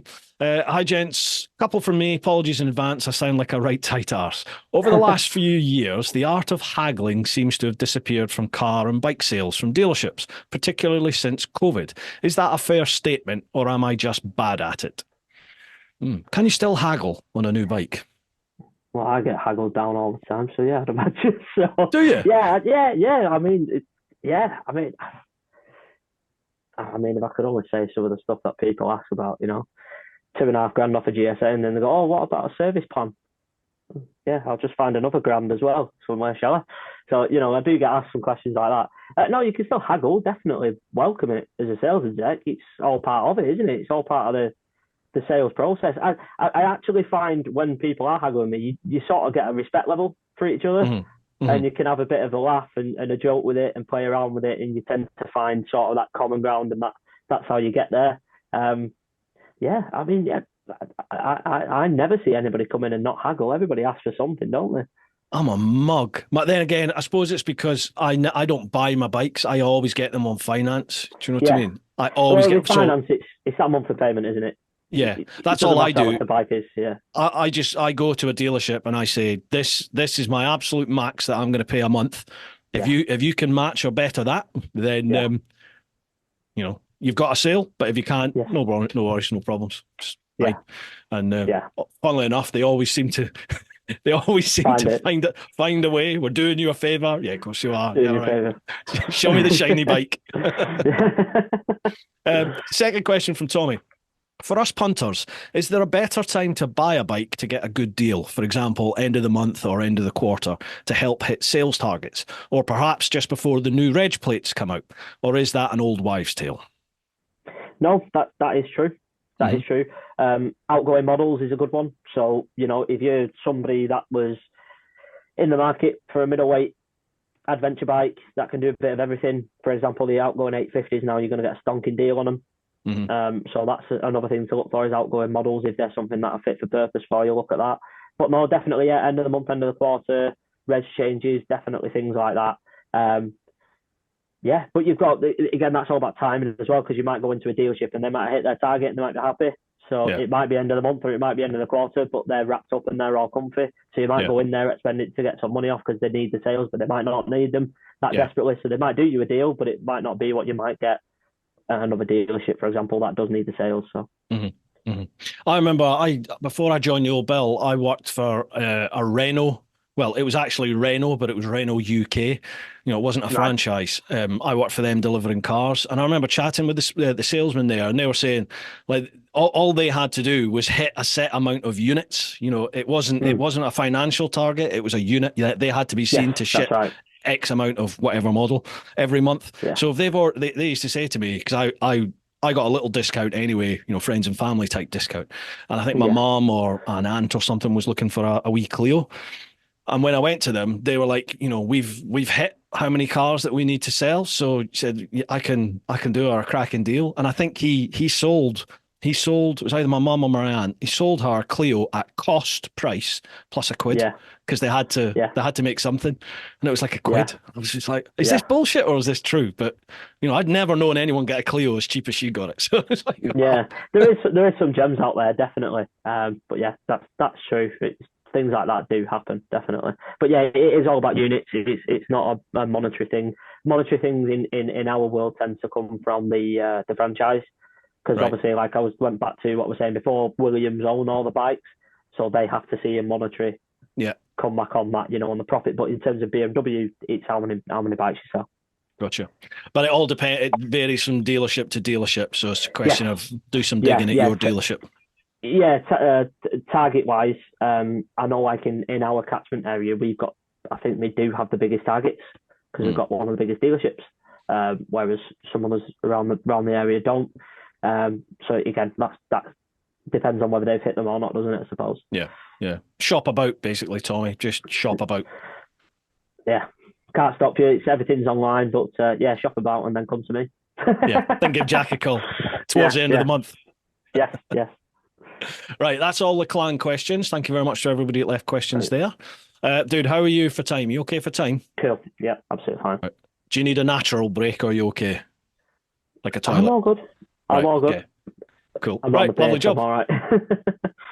Right, folks, we'll head across to Instagram. So that's at TeapotOne Insta. Obviously, I'll leave all Jack's socials down below. First one, there we go. Username Kate. How you doing, Kate? Tell Jack I say hi. Lovely lad. Now, you can tell everybody, is Kate as nice as she makes out to be, or is it all a con? Oh, it's massive con, yeah. No, she is. No, she's lovely. She's lovely, isn't she? Kate. Yeah, no, she is. She's great. Yeah, she is. Yeah. Doing very well, Kate, as well. You're going to smash past me soon. I think you're absolutely flying. Well done to you. Flying, isn't she? Yeah, fine. I know how much graft it takes, and it's plainly evident you're putting in a lot more than most. So well done to you. Yeah. Biker Yog, how you doing, Yog? You all right? I met Yog out in the States recently. Does Jack support dealerships refusing to service and fix BMW motorcycles older than 10 years old? Oh, I didn't know they did. I didn't know they did. Ours don't. We'll service any BMW bike, any age. Doesn't matter. We will service it. Well, Yog is in the States, so they maybe do things differently in America. May do something different over there. It's probably worth rather than speaking to that particular dealer, speak to, I'm assuming it's BMW US. I'm not sure. And speak to them as a whole and just say, this dealership's refused this service. Is this right? Because if it's not right, they'll tell you and they'll do something about it. Like you said before, the customer services are really good. But yeah, we do. We'll do anything. It was amazing chatting with Yog over there. He's got was it a Honda he had? But his bike has got over 250,000 miles on it, I'm sure. It was something like 260,000 miles that he has on it. Wow. But as he said, the American continent, or the America, the country, is massive. So if you do like a coast to coast or north to south or even ride around the country, you're putting in a huge amount of miles. Like he was saying, in Texas, you can ride non-stop 24 hours a day for 3 days in Texas, and you still might not have covered the state. That's like sat at 80 mile an hour. You know what I mean? It's crazy how big it is. Yeah. So like he said, it's fairly easy if you do ride a lot to rack up big miles over there. So, wow, absolutely. Jesus. Yeah, I loved. Have you ever ridden in the States? No, I've been to the States twice, never ridden over there though. Oh man. But yeah, I wanted to. Loved it. Yeah, I wanted to hire Harleys when I was last over there last year, in June. I wanted to hire Harleys, but the local dealership to us had stopped doing it because I think it was 2 or 3 months previous, in a matter of a couple of weeks in that month, they had 3 bikes binned. Oh. So they knocked it on the head for a couple of months because they was getting a lot of punters in there asking for it. So me and my stepdad walked out with our heads on the floor a little bit because we was a bit upset. But no, I've always wanted to do it. It's on my bucket list. It's on my to-do list. But yeah, not quite there yet. I can't recommend it enough, folks, if you're thinking of doing it. Like, in my head, you think of American roads as just straight and boring and, no corners. Wow. Okay, yeah, the interstates are a little bit like that, and maybe some of the highways can get like that. But once you come off them and you go onto like our A roads, B roads, that sort of stuff, oh mate, honestly, especially where I was, all around Appalachia, and it did look amazing. I was following it on your socials. Oh, it just looked awesome. It's just incredible. Yeah, such good fun on the bike. Anyway, what's the next one here? Flids for Bicky. Just got a 21 plate R18 Trans with all the bells and whistles and in the Galaxy paint option. I even traded, in my favour, up a Honda Goldwing for it. Bloody hell. And it's amazing. Well, that's all. It's just saying that's what he's done. So you went from a Honda Goldwing to an R18 Trans. Wow. Good on you. Wow. I can't get on with the R18. I've just not gelled with it. Yeah, it's very what's the word? Marmite, isn't it? But I really like it. When I very first started, I couldn't get on with it either. Right. I rode the no, it was just an R18, the first one that I rode, and I couldn't get on with it. I really couldn't. I couldn't gel with it. I thought it was cripplingly uncomfortable. I couldn't get on with the gearbox, the power, anything. And then I took it home again on a nicer weather day, took my time and actually tried to ride it as a cruiser, and I absolutely loved it and just fell in love with it there and then. And I was like, how cool is this? And everyone's looking at you because it's ginormous, isn't it, the R18? I mean, if people's not seeing it in person, it is massive, particularly a transcontinental like the bot there. I mean, in that Galaxy paintwork as well, I bet everybody looks at him because they're a huge bike and a phenomenal paint job. But yeah, I really like it. I did about, on the picture that you put on Instagram, I did about 400 miles on that bagger, I think, 300 miles on that bagger. That was for, you had that for, was that the Distinguished Gentleman ride that you did? Yeah, so I rode that with Kate last year. So you'll probably see Kate did it on an R18. And on her video, she rides past me. I'm on the bagger and she gives me a little fist bump. Well, that's me on the bagger. I rode it for that. And then I had it for like that weekend. What else did I take it for as well? I rode it for something else as well, and I can't remember what. But yeah, loved it. Really gelled with that bike. Awesome. Yeah, enjoyed it. I remember I couldn't get on with it. And then one of my mates came away on tour with us, Trev. and it was his first ever bike, was an R18. His first ever bike, the R18, yeah. Wow. And I remember thinking to myself, oh, he's going to struggle. You know, you could struggle here. First bike trip away with a group of lads that, you know, some of them could ride, and you're on that. And I tell you what, he gave a really good account for himself. He said himself, it's because he didn't know any different, so he just got on the thing and rode. You know, he didn't know how it was supposed to feel. Yeah, maybe that was better for him. My everlasting memory from that tour is this Porsche. I think it was a bright yellow Porsche. Came up, or we sort of came up behind this Porsche, and a couple of people overtook it. And you could see the bloke wasn't particularly happy with that, so he wanted to have some fun. And Trev just absolutely blew him off on this R18, you know, just with the power that this R18 had. It just took the bloke in the Porsche. Yeah. We were all like, that is mega. Yeah, it's brilliant. If you get a decent set of pipes on an R18 as well, there's not an awful lot of better sounding bikes out there. They sound incredible with a proper set of pipes on.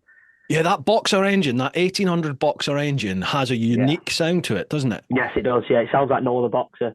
It's phenomenal, the sound of that thing. But what I've noticed is the 1300, although it's got this horrible Triumphy whine at really low revs, you know, as you're like coming to a stop or just as you're pulling away, it's just got this, I don't like this whine that it's got. But then at some point you start to hear that familiar tone that you get from the big R18 engine.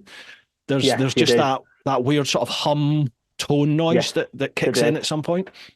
Yeah. I think, oh yeah, it's nice that. Anyway, how did you get on with the sound of your 1300, Bruce? The sound What's of your it? opinion on it? Yeah. I think it sounds shit. It needs aftermarket pipes for sure. Yeah. It doesn't. I think the exhaust looks really good. You know, as a stock exhaust, they've done well. Yeah. But I've just got the normal single standard can on it. It's not a Kropavich or anything. But I don't think it's a particularly nice sounding engine stock. No. It's not, and I think it'd be interesting to see. I've not seen or heard one with a proper set of pipes on it, but I'd imagine with a decent set of pipes in it would sound good.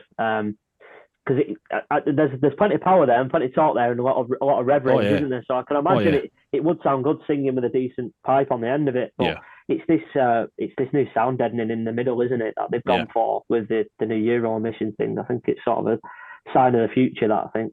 Yeah, it is. There's going to be ways around that, I'm sure. Yeah, no comment. Yeah, exactly. Exactly. I'm hopefully getting the new Jekyll and Hyde can for it. All right. They've done one at the moment. They're just doing the R&D at it at the moment. Chap called Trophy Pete on Instagram. If you follow Trophy Pete, he's got it. So he's just doing the final sort of R&D on it before it becomes like widely available. I'm hoping I should be getting one of them. Its product then? Pretty much, yeah. Unless anything catastrophic happens or they notice anything, then that will probably be the customer base one. I'd imagine. I've not seen the final. Other than the one that's on his bike, I've not seen anything else on it.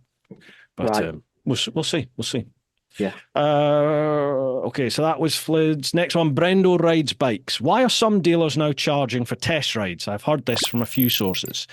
Yeah, it was about. I remember I was getting charged about £10 for a test ride. Yes. Yeah, we've heard this as well. We don't. As a dealer, I'm not aware of another BMW one that does. Maybe one's near some people on here, but no, we don't. Another one's near us do. And again, another thing is people saying, "Oh, yeah, take it out for half an hour." I mean, what is the point? Like, it's no point even getting on it, is there? No. We're realistic. We're as close to the centre of Manchester as you would physically want to ride. So we're right in the midst of it. So we know with our customers, listen, take it for a couple of hours. You need to get away from the city. You need to get into some good roads. So we do allow for longer test rides like that. We will allow for somebody to take it for even 3-4 hours if they need to go to somewhere specific, if they need to check it gets through their gate at home or whatever. You know, we will allow for that. But yeah, I've heard that as well. I've heard about some dealers charging a £10 or £20 for a test ride. I personally, at that point, I just turn around and say, see you later, lads, I'm off. I'm not interested. Yeah. My local BMW dealership, who I had a fantastic relationship with, even before they changed hands and changed ownerships, they started charging. You know, they were like, really sorry, but we have to start charging for this now. And I was like, oh, right, okay. And the new people that took it over, they carried on charging. And I think, what's the one over Guildford? There's a big Vines. Vine. Is it Vines? I think they were doing it as well over there. Right. But certainly the new place that I use Group One down near Brighton now, and I'm assuming they don't charge me anything if I take a bike out, but they're obviously also very aware that I have a social presence. So I don't know if they don't charge me because of that. I don't know. Folks, let me know if you're a customer there and you get a loan bike with no charge. Let me know, or if they charge you, let us know. But yeah, I think it's a pretty shit thing to do to charge for that. All we do is just a little bit of vetting before, just make sure it's a genuine buyer, not someone just coming in to go and smash a world record speed on an RR. Good point. That's not theirs. But as long as you're a genuine buyer, someone who's actually interested, and you test riding the bike that you've told me is for you and what you're looking for, happy days, take it for a few hours, not a problem. Come and do it. Even like a deposit or something, like take a deposit. I understand so we do that on a used bike. So if they want to come in and they're on a specific used bike and it's I need to ride that specific bike, not a problem. Put a deposit on it. It's refundable if you don't like it. Gotcha. We need a deposit on it, and that is only a short test ride because obviously we've got to watch the mileage because it's a used bike. Right. Can't be having someone whacking another 200 miles on top of the miles of a used bike, because then obviously it alters the price and everything, doesn't it? So but there are stipulations on used, but that's it. Fair enough. Understandable. Chris Gleason, when will the new GSA hit the showrooms? Anything of note on it would be good. What new No one? idea. Is there a new one? Didn't know there was one. Didn't know there was one. Did they do a GSA? What's GSA? I can't say too much. I want to get paid at some point. I think it's been a very, very closely kept secret. But I would be surprised if it doesn't leak out fairly soon. That's all I'm going to say. Jack Boa Photography. Will there be any revivals of sorts? Say a modern R65 or thereabouts? Right. Okay. I don't know. Is the honest answer. What I can say is there was rumours from a couple of the lads in the dealerships when I was away in Portugal about the new R1290 and like a urban GSA scrambler type one of them. What's coming out? That's a bit of a throwback to some of like the old Paris Dakar bikes. Oh wow. Don't know how true it is. We didn't see any pictures while we were there, and we didn't get told by any official person there. But it was strong word going around about that, which would be really interesting because I don't know if you've ridden the new R1290, but that is phenomenal bike. That is it? Amazing. Yeah, really good. Because they've added like the quick shifter onto it now, and you can get it with a little TFT dash, and you can pop your phone onto the phone holder and use your phone as part of the dashboard. It's incredible how the connectivity works on it. It still looks like an R19, a classic bike when you're on it and you're riding. It's phenomenal. It's a very modern bike to be sat on and riding. Fully adjustable suspension, front and rear. Wow. They've done a good job of that. They've done a real good job of that bike. Oh, nice. Yeah. So I need to start riding. I need to start riding some of the BMW fleet again because I kind of. I'd ridden quite a lot of them, but when I look back on it, that's quite a few years ago that I'd ridden them. So I think things have obviously changed a lot. They have, like the past 18 months, 2 years, they've brought a lot of new models out and changed a lot of the models as well. Yeah. Watch this space then, Jack. John Stevenson 993. What bike, BMW or otherwise, has been most excited to get into the showroom and sell? All right, so what bike have you been most excited about? M1000RR, probably. Really? It's just a race bike for the road, isn't it? It's incredible. We've got one currently sat in our window, turned up last week. Absolutely stunning thing. And at the same time, we had the yellow Sao Paulo yellow one, the 2022 one. Yeah. We had one of them at the side of it as well, which is sold. It's going to a customer, but it was sat at the side of it at the same time when it turned up. Just amazing pieces of kit. I tell you what, I turned up at Group One and to chat with Will that I know down there. And he said to me, he says, "Hey, come and have a look at this." So he took me to the back of the showroom and pulled the cloth off. And there was the M1000RR sat there like on a paddock stand on the mat. And I was like, oh my God, that's stunning. And he said, "Don't suppose you know anyone that wants it, do you?" And I was like, I think I probably do. So I took a picture of it and I sent it to a mate of mine who I knew was just a complete fanboy for this bike. And unbeknown to me, about a month later, he's bought it. He went and bought it. I was just like, "You actually bought it?" He was like, yeah, I did. Yeah, I said after I saw the picture, I couldn't stop thinking about it. And then he happened to be in the dealership anyway, saw it, and that was it. I was like, Yeah, fuck, I wish I got commission. Yeah, well, this one we've got in is the second one, and the first one was a very similar story. What we had in, we put a picture on our Instagram of it, and a guy saw it, came down, and was like, "Is it still available?" I was like, "Yeah." He was like, "I'll have it. I really want one." I didn't even know you had one in, and I don't know. I was obviously quite well off. It's 36 grams worth of bike, but yeah, he stuck it inside. He's not rode it yet. It's been in his house for 6 months. Yeah. I don't think my mates rode it. I think he vanned it back. I'd be quite scared of riding that on the road though, because there's just carbon everywhere. I mean, even the brake ducts on it and everything. It's like it's beautiful. Oh no, I'm lying. He has ridden it, and a deer hit him. That's right. He has. Oh, what was that? No. Was that bike or his GS? He got a new 1300, so it's either the GS or that bike. But he was out on it, and a deer did something and knocked him off the bike. So, and the bike wasn't totaled, but it needs a fair bit of work done on it. Yeah. Oh no. I don't think it even got the first service. Anyway, never mind. Scott Partington. Partington. What's the best all-rounder from BMW minus the tractor? So, excluding the GS, best all-rounder. A bit like 900 GSA I mentioned before. Yeah. Great bike. Yeah. I think if that goes into, and I've said this about the 850, but the 900 just taking it to a new level. But I think if that was in any other range, minus sort of Ducati and probably KTM, but if that was in any other range, I think it'd sell more than any of the other bikes in their ranges. I really do. I think if that had a Honda badge on the side of it and was in a showroom at the side of an Africa Twin, I think it'd sell more than an Africa Twin. Yeah, I really do. It's got a little bit more power than an Africa Twin. It's very capable. Still on a 21-inch front, which obviously the Adventure Sport's now gone to a 19, hasn't it? So yeah, I think it's an amazingly capable bike. It really is. Yeah, I'd like to test ride one of them. Yeah. Yeah. It's weird. As soon as I saw it, I thought that's going to sell well. That will sell well. How are the 1300 sales? For us as a dealership, just off the charts. Really? Yeah. We sold out of our first allocation, sold out of our second allocation. We're now on a 4-month lead time. We can't get hold of one. For love nor money. Wow. We've got 2 sat in the dealership which have just come off demonstrator, which are up for sale as used, but they won't hang around long. But yeah, You see so much negativity around about the 1300 that in my head I was thinking, I wonder if this is actually selling the way the 12 and 1250s did. So that's interesting to hear that they're still flying off the shelves. Okay. Yeah, they are. But equally, like us as a dealership, we've probably done similar numbers of the 1250 GSA in that same amount of time frame. I think a lot of people saw the 1300 come out and go, don't really like it, and then they've gone and bought a new GSA. Get another there's a lot of people doing that. A 1250 GSA. So but we've done well on the 1300. But like I said, equally, we've done well on the 1250 GSA as well. It's going to be interesting to see what they do with this new GSA.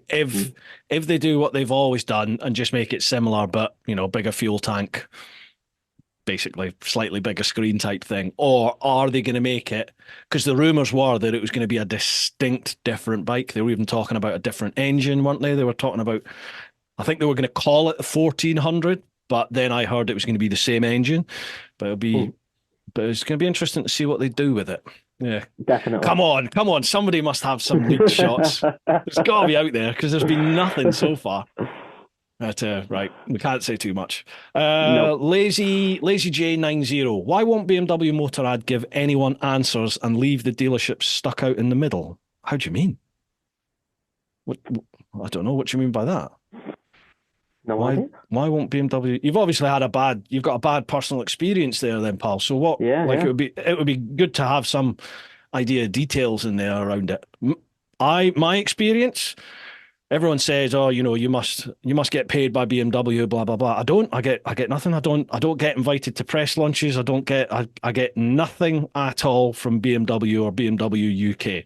I have a good relationship with my local. Well, not local, but I have a good relationship with Group 1 in Brighton, and I go back to them because I get good customer service, and that's what I expect. And that, in my experience, on the whole, is the sort of service I get from any BMW dealership I rock up at. There's been a couple of exceptions, but I don't go back to them. So pure and simple. Yeah, of course. I've never had bad service like that. No, I'm not sure what he's alluding to there, but I certainly don't feel like that. don't feel like I'm stuck out in the middle anyway.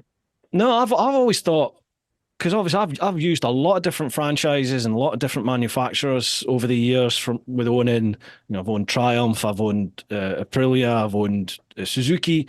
And they're definitely, if a bike goes back in for some warranty work, it's a battle to get it back in for some warranty work. And feels like it takes forever to get any update. BMW, even if you put your bike in for a service, you get a little email with a video on it with the technician giving you a walk around, telling you what he's doing with the bike. So I certainly can't ever say they don't update the customer, because my experience is they do. So I don't know what's going on there, Lazy. I'm not sure what you're experiencing, pal. If you don't like it, like I always say, vote with your feet. Go elsewhere. Find another dealership. Absolutely, yeah. And if you've contacted BMW themselves, like in Germany, BMW headquarters, if you've managed to get through to them and they're still not giving you service, then something really is wrong. I'm not sure what the issue is there, because that's against every experience I've had with them. Yeah. Anyway, right. Real Schwerty. Hi, gents, and good evening to you both. I'd like to know if Jack ever did a long trip like yours, or if not, if he would like to, and what would be his favourite route. Also, has BMW any plans on a 175 kilogram 500cc adventure bike with 48 bhp, also known as the Unicorn? Oh, is that like the ideal adventure bike? I'm assuming that's what he means by that. Like a CB 500X or something. Yeah, that kind of thing. I can't imagine them bringing anything like that out anytime soon, because they don't have an engine or anything in the range already around that. The smallest, well, not smallish, but sort of one that'd fit that would be like the 900, wouldn't it, or the 800? Which they've already got anyway. In terms of a long trip, no, never done anything like round the world. Unfortunately, I've been around the world. Have I told you about that? Have you mentioned that? Not in this one yet. No, not yet. I'd love to though. I would definitely love to do it. It's on my bucket list. It's something I want to do definitely. It'd have to be timing right more than anything, because of my kids. I don't want to miss out on any time with my kids, because purely because I've had that with working away in the trucks. And I know how shit it feels to not be around your kids. So I don't want that any more than I've already had it. So when the kids are old enough, then I probably will do it. How old are your kids just now, Jack? So I've got a son, he's 5. He turned 5 a couple of weeks ago. And then I've got a daughter, she's 2. She turned 3 in August. Oh, mate, wait till they're like 13. They're fucking horrible when they get into their teens. Oh, so, exactly. Yeah. Bucker up for a few years then. That's an I'll start off then, yeah. No, but yeah, definitely I do want to do it. In terms of a route, no, I haven't got a route planned. I just want to do what I can when I can, sort of thing, if that makes sense. Have you got a bike that you'd do it on in mind, or just anything? It'd have to be low CC, just purely because I want something simple. That's only it. I mean, it'd be great to do it on a 1300 or something, but if you're in the middle of the stands and you need a part, you're a bit screwed, aren't you? So, mate, honestly, you would be surprised. I think that is part of the reason why BMW is as popular as it is that as long as you can get somewhere where people can DHL or FedEx you a part, then you might have to wait a week or two, but you can get the parts for them.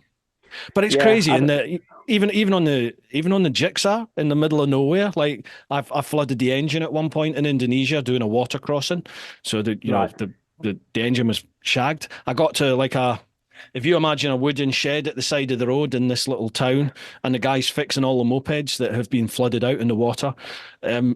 On his shelves, he had spark plugs that fit the Jigsaw, and he had the oil for the Jigsaw, and he just showed me.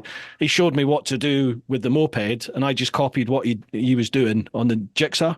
I've got zero mechanical knowledge, and that worked. Just change the oil, change the plugs, bang, engine fired up, and off we went. So brilliant. It's surprising. I'd want to take something I could probably have a do at fixing myself. If I needed, I'd want something simple enough and stuff to do that on. I don't 100% know what it'd be, but yeah. I don't know. Maybe make it something interesting like a postie bike. I think that modern bikes have so much electronics on them that I remember people saying to me, the Jigsaw, the engine will be fine, but it'll be the electronics. That bike had no electronics. It didn't have ABS. It had nothing on it. It had a slipper clutch, which is mechanical, indicators and lights. That was it. That's all it had. And it worked fine with me, but obviously the modern bikes, cruise control, the fucking no, yeah. everything you could think of. Radars now, aren't they? Yeah, everything. Yeah, yeah. So I imagine, yeah. I don't know what the GS, the Beamers are like. Do they go into a limp mode if any of that screws up? Because I know KTM's would go into. In fact, I think KTM's would just shut down. Yeah, I've not known that.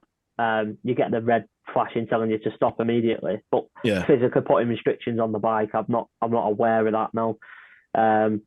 Yeah, that's all. I've only ever seen like the red warning just telling you to stop immediately and get to a workshop or call for assistance. Yeah.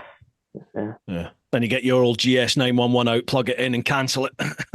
yeah. Off you go again. Switch it off and crack on. That's the one. David.Inst, what bike in the current range does he see having the slowest depreciation if his own money was on the line? Well, interesting question. That's a good question. In terms of brand new, they always depreciate a little bit, don't they? I don't know how it's going to fare, but judging off the old ones, the 90s, they was quite good. They always drop off, but they didn't drop off the edge of a cliff. And they sort of reach sort of a bottom. Like the older ones, they tend to hover around the 6.5, 7 grand mark and don't really drop below that. And at the time, I think people was picking them up for about 12.5. So if you was buying them brand new 10 years ago, you'd be quite happy with that depreciation, I think, over 10 years on a brand new bike. So something like that, maybe. I know the R18s are horrendous, aren't they? They really drop money massively. Yeah. They do. Absolutely. Yeah. My mate Trev, actually, the one I was telling you about that burned the Porsche, he was looking at selling his, and it was horrendous money that they were. Yeah. He was getting offered for that. The issue is with the R18s in our country, it's not the style of bike for our country. That's the only problem. I was on a training course not that long ago down at Reading at the training centre there, and they were saying they make up 35% of the market in the US. Wow. So but they have a place for it. They have the roads for it and that style and the biker clubs for that sort of riding and that sort of bike. We don't really have that. The UK is massively adventure bike heavy and sports tourer heavy. Yeah, we are. Yeah, it's funny that I was chatting with somebody in the States recently, and they were saying that like the adventure bike market, so you just don't see them. He'd been over in the UK and in Europe, and he was like, every second bike is a GS or an adventure bike. He said you just don't get that here. No, you don't. That's very It's coming. It's going to come. Kate, username Kate, what's the most expensive bike he's ever sold? Oh, good question. What is the most expensive bike I've ever sold? It's got to be one where once it was sold, you were like, happy days, bit of commission. We can eat this month. Happy days. It was probably, I've sold a couple of fully loaded 1300s. So, full luggage, all the technology. Wow. Full works, 25 and a bit grand's worth. Oh, Jesus. Yeah, on the green ones, the option 719 thing. So the chav ones, you mean? The chav ones. The chav ones, yeah. The Essex GSs. Yeah, but so I've sold 2 of them, I think, fully loaded. Wow. No, can't remember the exact price, but just short on that. Just short of 25 and a half, I think. Wow. Mine was 21, just under 21 and a half, mine. 21.4 something, I think I got mine for. Have you got any luggage or anything on yours, or? Well, I bought the luggage after. I bought the top box. I think I got that for $550. Well, that's all right. Something like that. 600 quid, something like that. Yeah. Yeah. Do you like that top box? You got on with it? I like the look of it. There's bits of it that I do like. I like the fact it's got the internal light, but I don't like the fact you have to have the ignition on in order for the light to work. I like the central lock-in, but it does mean I have to lock. When I shut the top box, I have to lock it because I've had it pop open a couple of times. Right. Okay. And then just recently, I was in Manchester on Friday doing my new. I've had that custom lid, done by Paint Nation. Brilliant! Yeah. So I was up recording a podcast with him at My Moto Manchester, and I put all my filming kit in the top box. That's where it goes. So it was quite full because I had a few other bits. And when I shut the top box, I don't know what happened, but when I got home, I couldn't open the top box. It just wouldn't open. So I left it and went back to it the next day because I know if I tried to open it, I was just going to get angry and force it. So I went back to it the next day, and I can't remember what I did. I had to do something, and I managed to open it. But there's just issues, and there was things like, the little cap that you twist it off, and it's to do with the electrical connections underneath, isn't it? That came off, but then wouldn't go back on the first time. And I even took it back to the dealership when I had my first service done and went, I don't know if I'm doing something wrong. Could you have a look? And it took them ages to figure it out. And in fact, I think there was an issue that they had to report back to BMW. I was going to say we've had a few of them with them caps. I think it's because the cap's just plastic on plastic. Yeah. I think there's something going amiss inside on the actual workings of it. Yeah. Luckily enough, it's not like a crucial part that you necessarily need. It's just nice to have, isn't it? It is, but then if you're spending 20 odd grand on the bike, then they should work. And if you're spending 600 odd quid on the top box, I don't expect to have, Absolutely. I think Lone Rider are sending me their new top box. Okay. They've just released their new top box to go with the moto bag type things, which I've got. So that'll be interesting. Does that fit on the top plate? Does it? Yeah, it does. Yeah. Right. Cool. Yeah. Fits straight on, and you can even code it to use the key you have for the GS. Oh, that's good, isn't it? So it'll be interesting to see. I don't know what that goes for, actually. I'm not sure what the price is. Yeah. It'll be interesting to see if I get that. Right. Okay. What are we doing here with questions? Jack Boa Photography. Will there be any revivals of sorts, say a modern R65 or thereabout? Have we answered that? Oh, we've done that one, haven't we? Yeah. Right. Sorry. No, it's all right. I think we've done all the questions. Oh no, sorry. There's a little plus at the bottom. We've got to try the new GS.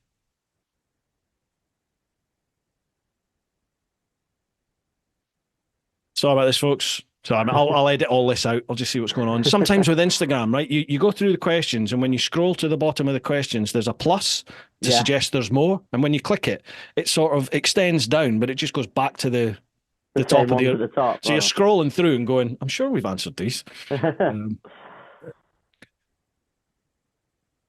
Right, okay, there's one that we haven't. Ken.ch452. If TeapotOne came into your dealership, but you didn't know who he was, and he told you his bike needs profile, GS excluded, what is bike needs profile? GS excluded. What two bikes would you want to sell him?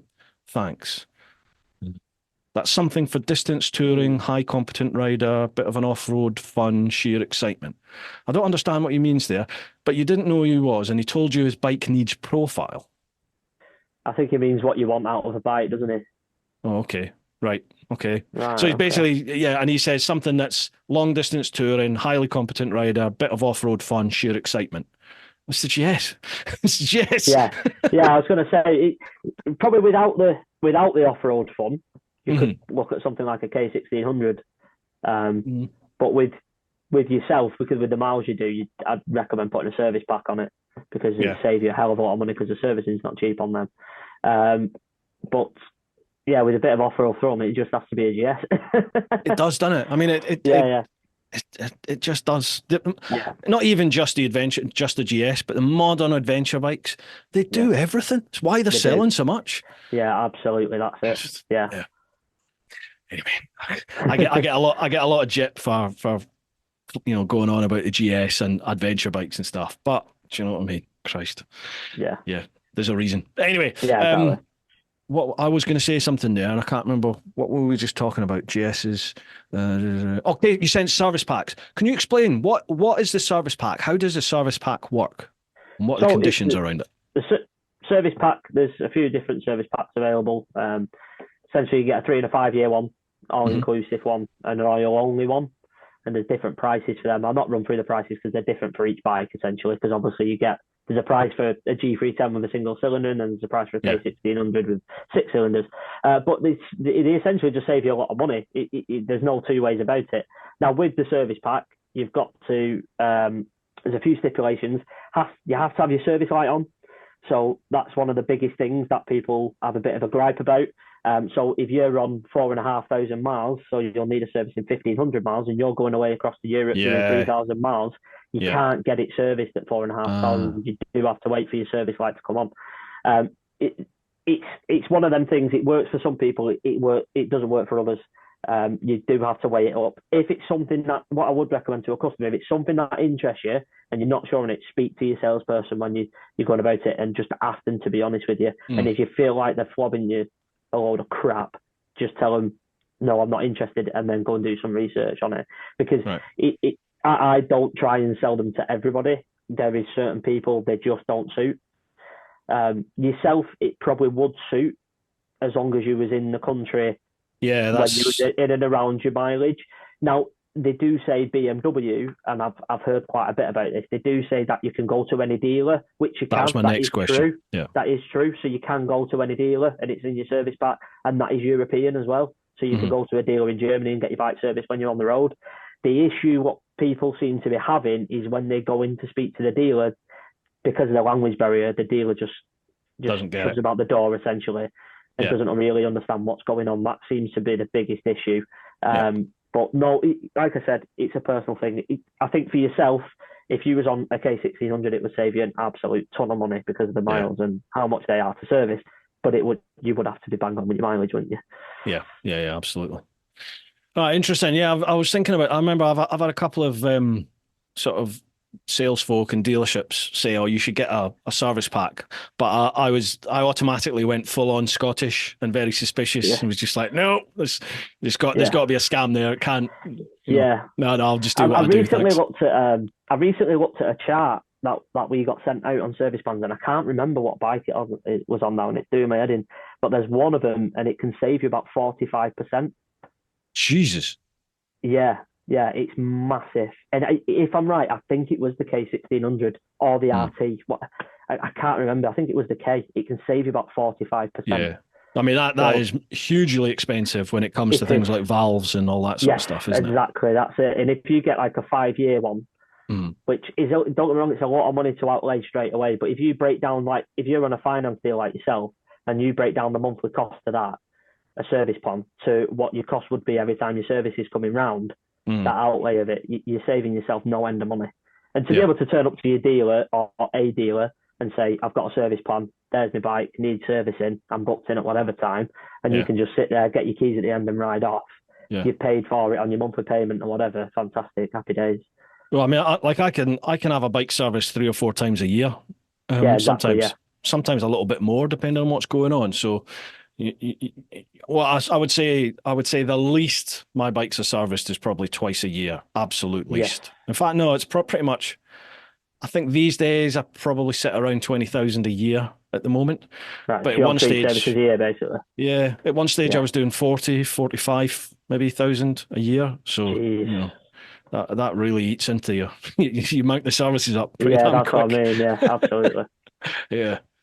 Okay, cool. That's all the Instagram ones. We'll just pop across onto Facebook. There's a lot of repeat questions here, mate, so I'll have a quick scan through them. There's quite a few questions, or comments at least, but as I said, I think a lot of the stuff we've probably covered. So first one, Martin Haskell. I honestly thought that was a Road King at first glance, which tells a story. Oh, that's the picture of you with the R18.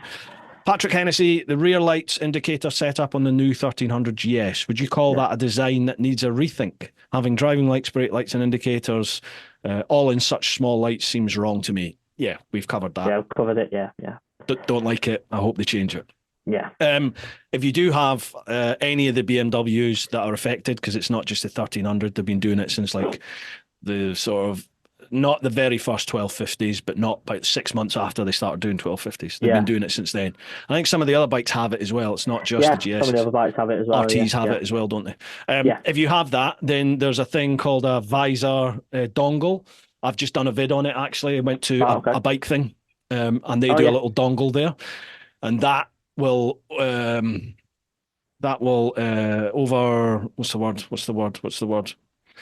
It basically eliminates the indicator, brake light, tail light all working at the same time. So it will say you're indicating left, then it will only work as an indicator and it will flash purely, on the left. Does that cut your running light out? Yes, for whichever one you're using the indicator for. And then what you can do is you can, using the Hex EasyCan, you can get like another little LED to act as a brake light, which is what I've done. There's a full vid on it. A bike thing have a full package for the GSs and for the affected BMWs. I think it's like 300-400 quid. Might be a bit less than that actually to get the package. That's everything that you need. But yeah, check that vid out. I could leave a link for that actually down below as well. Yeah. Thomas Olison, what are the biggest differences, if any, in the off-road capabilities between the R1300 and the F900 GS? And why is the 900 the better choice? So you're not a fan then, Thomas, no? I think that comes down to weight, really, for them two. I know which one I choose to go off-road on. The 900, it's a smaller bike. And the 900 is definitely, after riding it over in Portugal, it's definitely always designed to be a pure, full-on off-road fun bike to ride. Great on-road as well, because it's got an on-road engine, so you've got the on-road like tractability of the engine. But the capabilities of that thing off-road is just outstanding. Absolutely phenomenal. And the knobblies on the road are great. It's just, great. It genuinely is a good all-round bike. That I'll keep my mouth shut a little bit, but people's been asking about luggage on it, and just keep your eyes peeled, is all I'll say. All received. So, are we getting an exclusive? Is that an exclusive? Possibly, yeah. I definitely need to take a 900 out. It's going to have to be done. Right. Peter Brewer, probably too late for the final cut, but what is it with seat heights only fitting 32-inch plus inside legs, except the R18, of course? Us shorties miss out or somehow stretch awkwardly. I thought they were accommodating all the dwarfs these days. What's going on? Well, I'm sort of in his camp. I'm a 30-inch inside leg, so I get it. Right.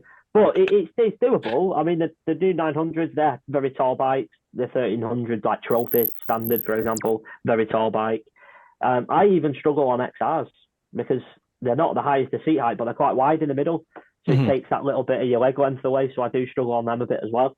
But do they not have lowered options? I thought the GS had a lowered option as well. Yeah, they do. They have the lower option and the lower seat and stuff as well. The new, I actually rode the adaptive ride out for the first time today on the 1300 because our last demo didn't have it. This one does. And that's a phenomenal bit of kit, I think. It's brilliant. It shows you on the dashboard when it's doing it and stuff and how it's working. Accessible for everybody. And contrary to what everyone's saying on the internet, the seat is adjustable. The seat's adjustable. What? On the GS? Yep. They told me it wasn't. It is. If you want to go and get your seat, I'll show you where it is. I can't be bothered doing that, but I'm going to have a proper look. And basically, I'll tell you, take your seat off, unplug your heated seat. Have you got a heated seat? Yeah, unplug your heated seat, flip your seat over, and you'll see sort of in the middle traction bit, there's a little lever. Right. Untap that little lever and spin it round the other way, and it'll lift your seat by, I think it's 15 mil. Oh. Yeah, it just bumps your padding up on the inside. I might chuck my seat up a little bit because mine's too low. if you're struggling to find it, just drop me a message on Instagram or whatever, and I'll show you where it is. I'll send you a picture and circle where it is. You just flick it over and it'll lift your seat up. Top man, I'll have a little look at that. Nice one. Yeah. Cheers. Robert James, why when the bikes are very presentable at the time of purchase do we receive plastic tap? Oh, another one. Plastic tap for the documentation folders. Makes the brand look cheap. Can't be environmental as it's plastic and paper. Yes, I know it's a small thing, but every other brand does it right. But they don't though. They don't do it right. No. Everyone else I know, you just exactly what you said. I have never known any different other than that MV Augusta where they went way over the score. Everyone else just gives you... like the high-end Ducatis and stuff. Yeah. They give you all the posh stuff, don't they? Yeah, I get it. Yeah. It's never been anything that's worried me personally. And as you said, Jack, if they started upping the presentation value, then it's going to hit us in the pocket, and then we'll moan because the bikes are even more expensive. Yeah, exactly. Eddie Newitt, did BMW dealers realise in 2004 with the long way around effect just how big the GS would become? Wow. I don't think anybody could have saw that coming, if I'm honest with you. I didn't work for the brand back then, but they've built a brand off the back of that, really, haven't they? I mean, KTM must be kicking themselves for pulling out of that. But it's one of them, isn't it? It's just, they've built a brand off the back of it. Fair play to them for doing it as well. Because not only have they built a brand off the back of it, they've not just gone down the route of, here's a GS, here's a GS, here's a GS. Yeah, they're very popular, but they do phenomenal other bikes as well that are popular in their own right. You have your Hardy RR fans and XR fans and stuff. So they've got all the bikes onto that bandwagon.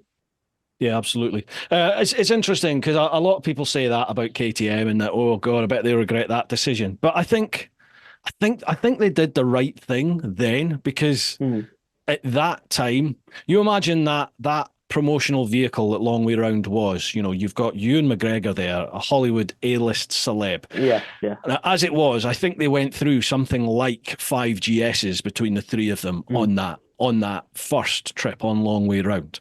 Yeah. And BMW had the global coverage in order to assist with that. They could get parts to them when they needed, and that was fine. They could handle that. I think KTM were probably aware that they didn't have that infrastructure in place, and the KTMs back in 2004, they're a damn sight better now, but we still go on about KTM reliability and all this sort of stuff. 2004, they've got that reputation now because of what happened back in the early days. So I think it probably could, more than likely, have been a PR disaster for KTM if they got on board. Because you imagine like the bikes having a massive failure and then them not being able to get parts to them for months and months and months. Or, I've never really thought about it like that.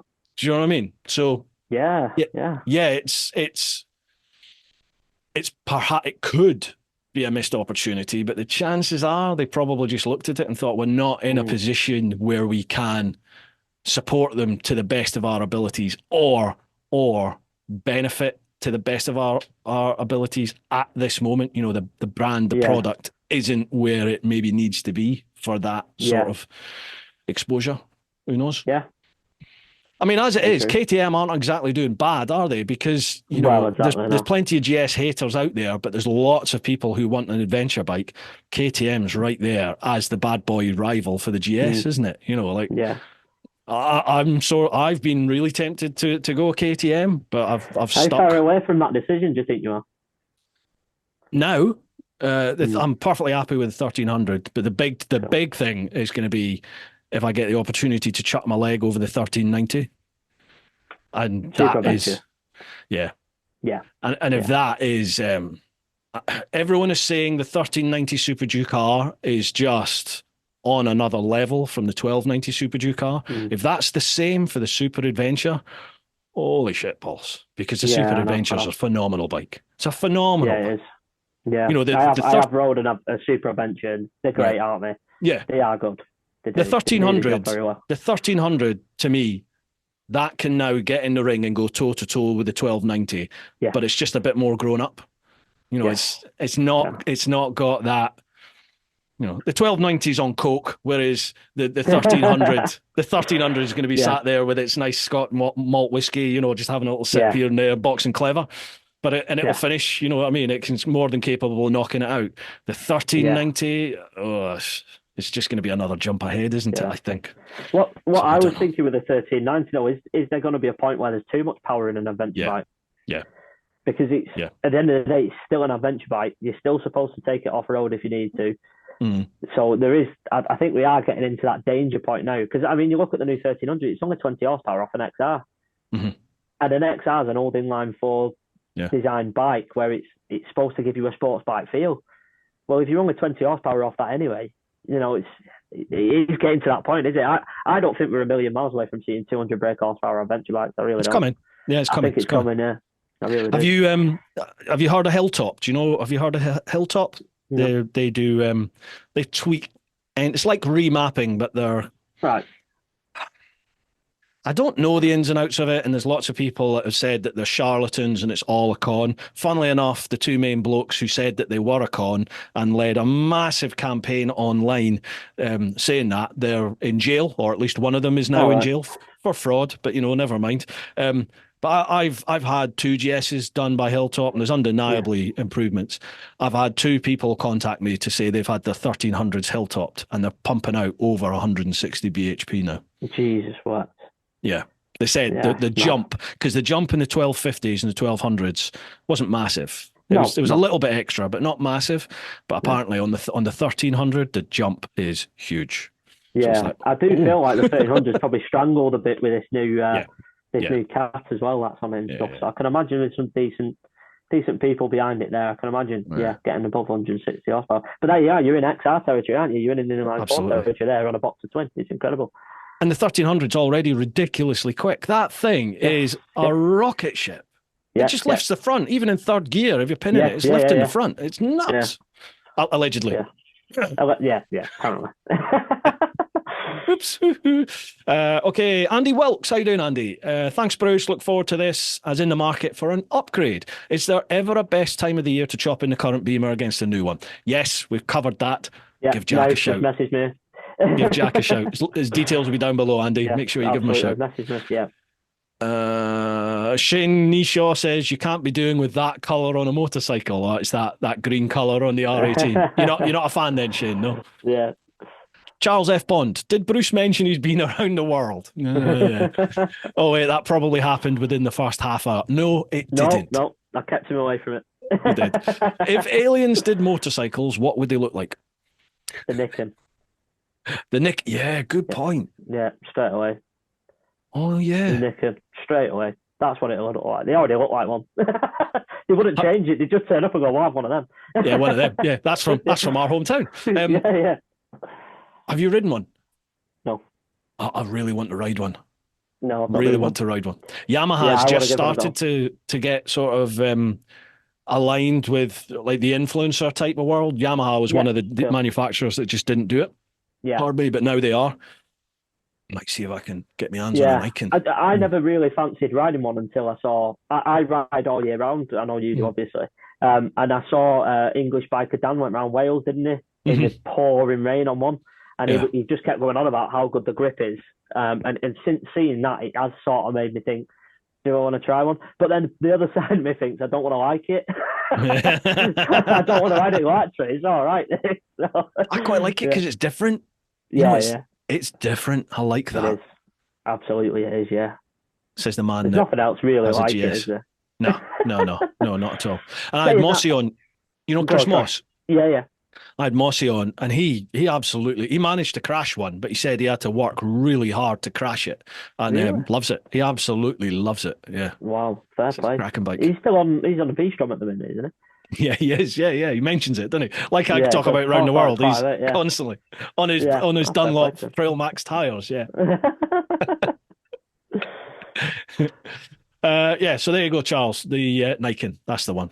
Ken Church, if TeapotOne came into your dealership, but have we not asked this already? It's that same question.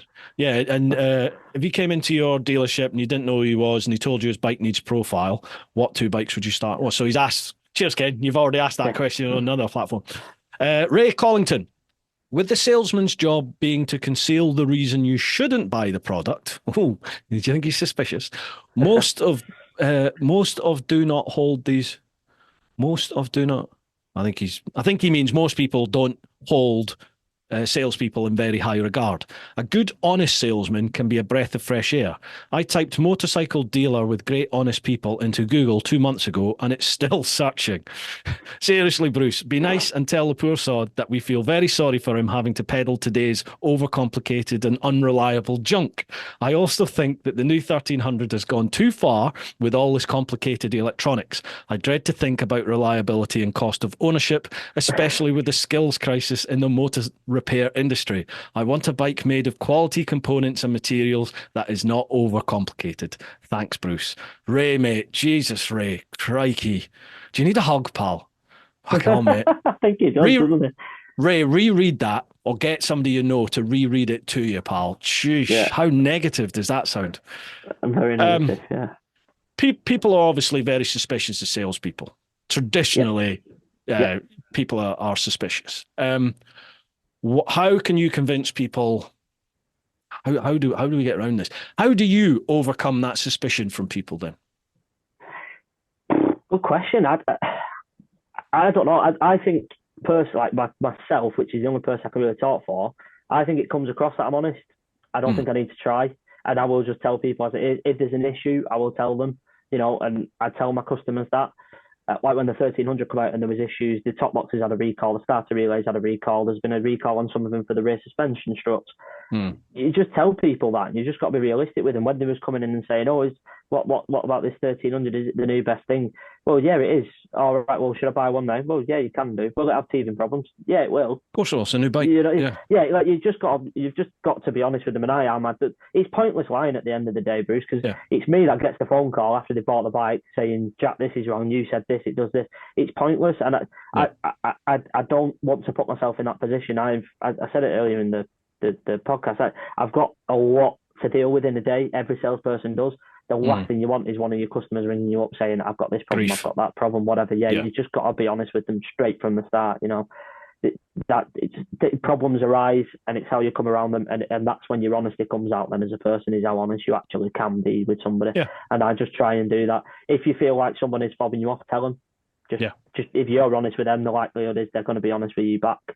So if you feel like they're fobbing you off, just say, "Listen, I think you're not telling me the truth here." And then more than likely they'll confess and hold their hands up. 100%. I totally agree with you in that. Like, I think most people out there, most people smell bullshit, and the second they think that you're bullshitting them, you've lost them. The second somebody thinks your integrity is in question, you've lost them. So it's like, for me, I just don't see the point in doing it. It's for those reasons. There's no point, because most people just have this innate inbuilt ability to think someone's not right there. Don't like that. Don't like that person. And then you're not going to get anything then, are you? So you may as well just be you, and the people that like you will gravitate towards you. Yeah, absolutely. Absolutely, yeah, that's it. Ray, what you're saying there about overcomplicated, unreliable junk. I agree. I think a lot of bikes are getting very complicated these days, but then we, as the customers who are buying these modern bikes with all these gadgets, well, we buy them, and then you expect the next bike to have more, and then the bike after that to have more. So it's down to us at the end of the day. If people didn't buy the bikes with all these gadgets, or ask for all these gadgets to be on the bikes, manufacturers wouldn't make them, would they? So they're only addressing a demand that is there. Yeah. Unreliable junk. I don't agree with that. I don't agree with that. No, definitely not. Yeah, I think the bikes now, like I said before, no one makes a bad bike. Bikes are getting better and better and better, aren't they? Across the board. Which is why you're seeing, it sounds stupid, but it's why you're seeing records broke at the TT, because bikes are better than they used to be. It's true across the board that, adventure bikes, you're seeing more and more people riding them because they're getting better across the board. Yeah. It's just, junk's just not the right word, I don't think, for the new bikes. I think every single new bike now has got a place. Yeah, and because the bikes are getting better, and particularly because things like adventure bikes, there's more and more and more of them out there. People are riding them more, so they're doing more mileage. They're riding, on longer trips. People are going abroad on them. People are riding in and through the winter in them. People are riding in the adverse weather, whereas maybe back in the day they wouldn't have. So, the bikes are being exposed to a lot more. They're getting a lot more miles on them. We now have social media out there. So if somebody in Timbuktu has a bad experience, they just need to whack it on social media. And because you're into your bikes and looking at bikes, that's going to pop up on your feed. So we get bombarded. Negativity sells at the end of the day in terms of exposure. So that sort of stuff is going to get triggered by the algorithm, because people look at it. If you see something negative about a bike, people click and they look. They spend time looking to see what's going on at it. So the algorithm's going to send you more of that stuff. So I don't think it's necessarily true that it's more unreliable. I just think there's more. Safety is the other side of it as well, isn't it? Yeah. That's the other side of it. You're on about there about like the Instagram and stuff feeding you whatever on Reels and TikTok and all that sort of stuff. Tends to be bike accidents and things. And you look at a lot of the accidents, it is on older bikes. We really do take for granted now how good the new bikes are. I mean, look at like the new Double R, 210 horsepower, and I can ride it. I'm not a skillful rider, but I can ride a bike with 210 horsepower going to a back wheel. It's insane, isn't it? It's absolutely not me. Insane. It's the bike. It's the bike. You can have it right over on its side and whack the throttle on it. It won't do anything, because it knows you're on your side, so it'll stop you from sliding out. Yeah, I was just a way to say the new R with the slide controls. Like, any idiot can get on that bike now, and you can pin it towards a corner, stamp on the back brake, and you can slide it around the corner. Do you know what I mean? It's just like, The salesman that gave me the bike as a demo, he was like, just try it. And I was like, I am not trying it. He's like, you cannot crash this bike.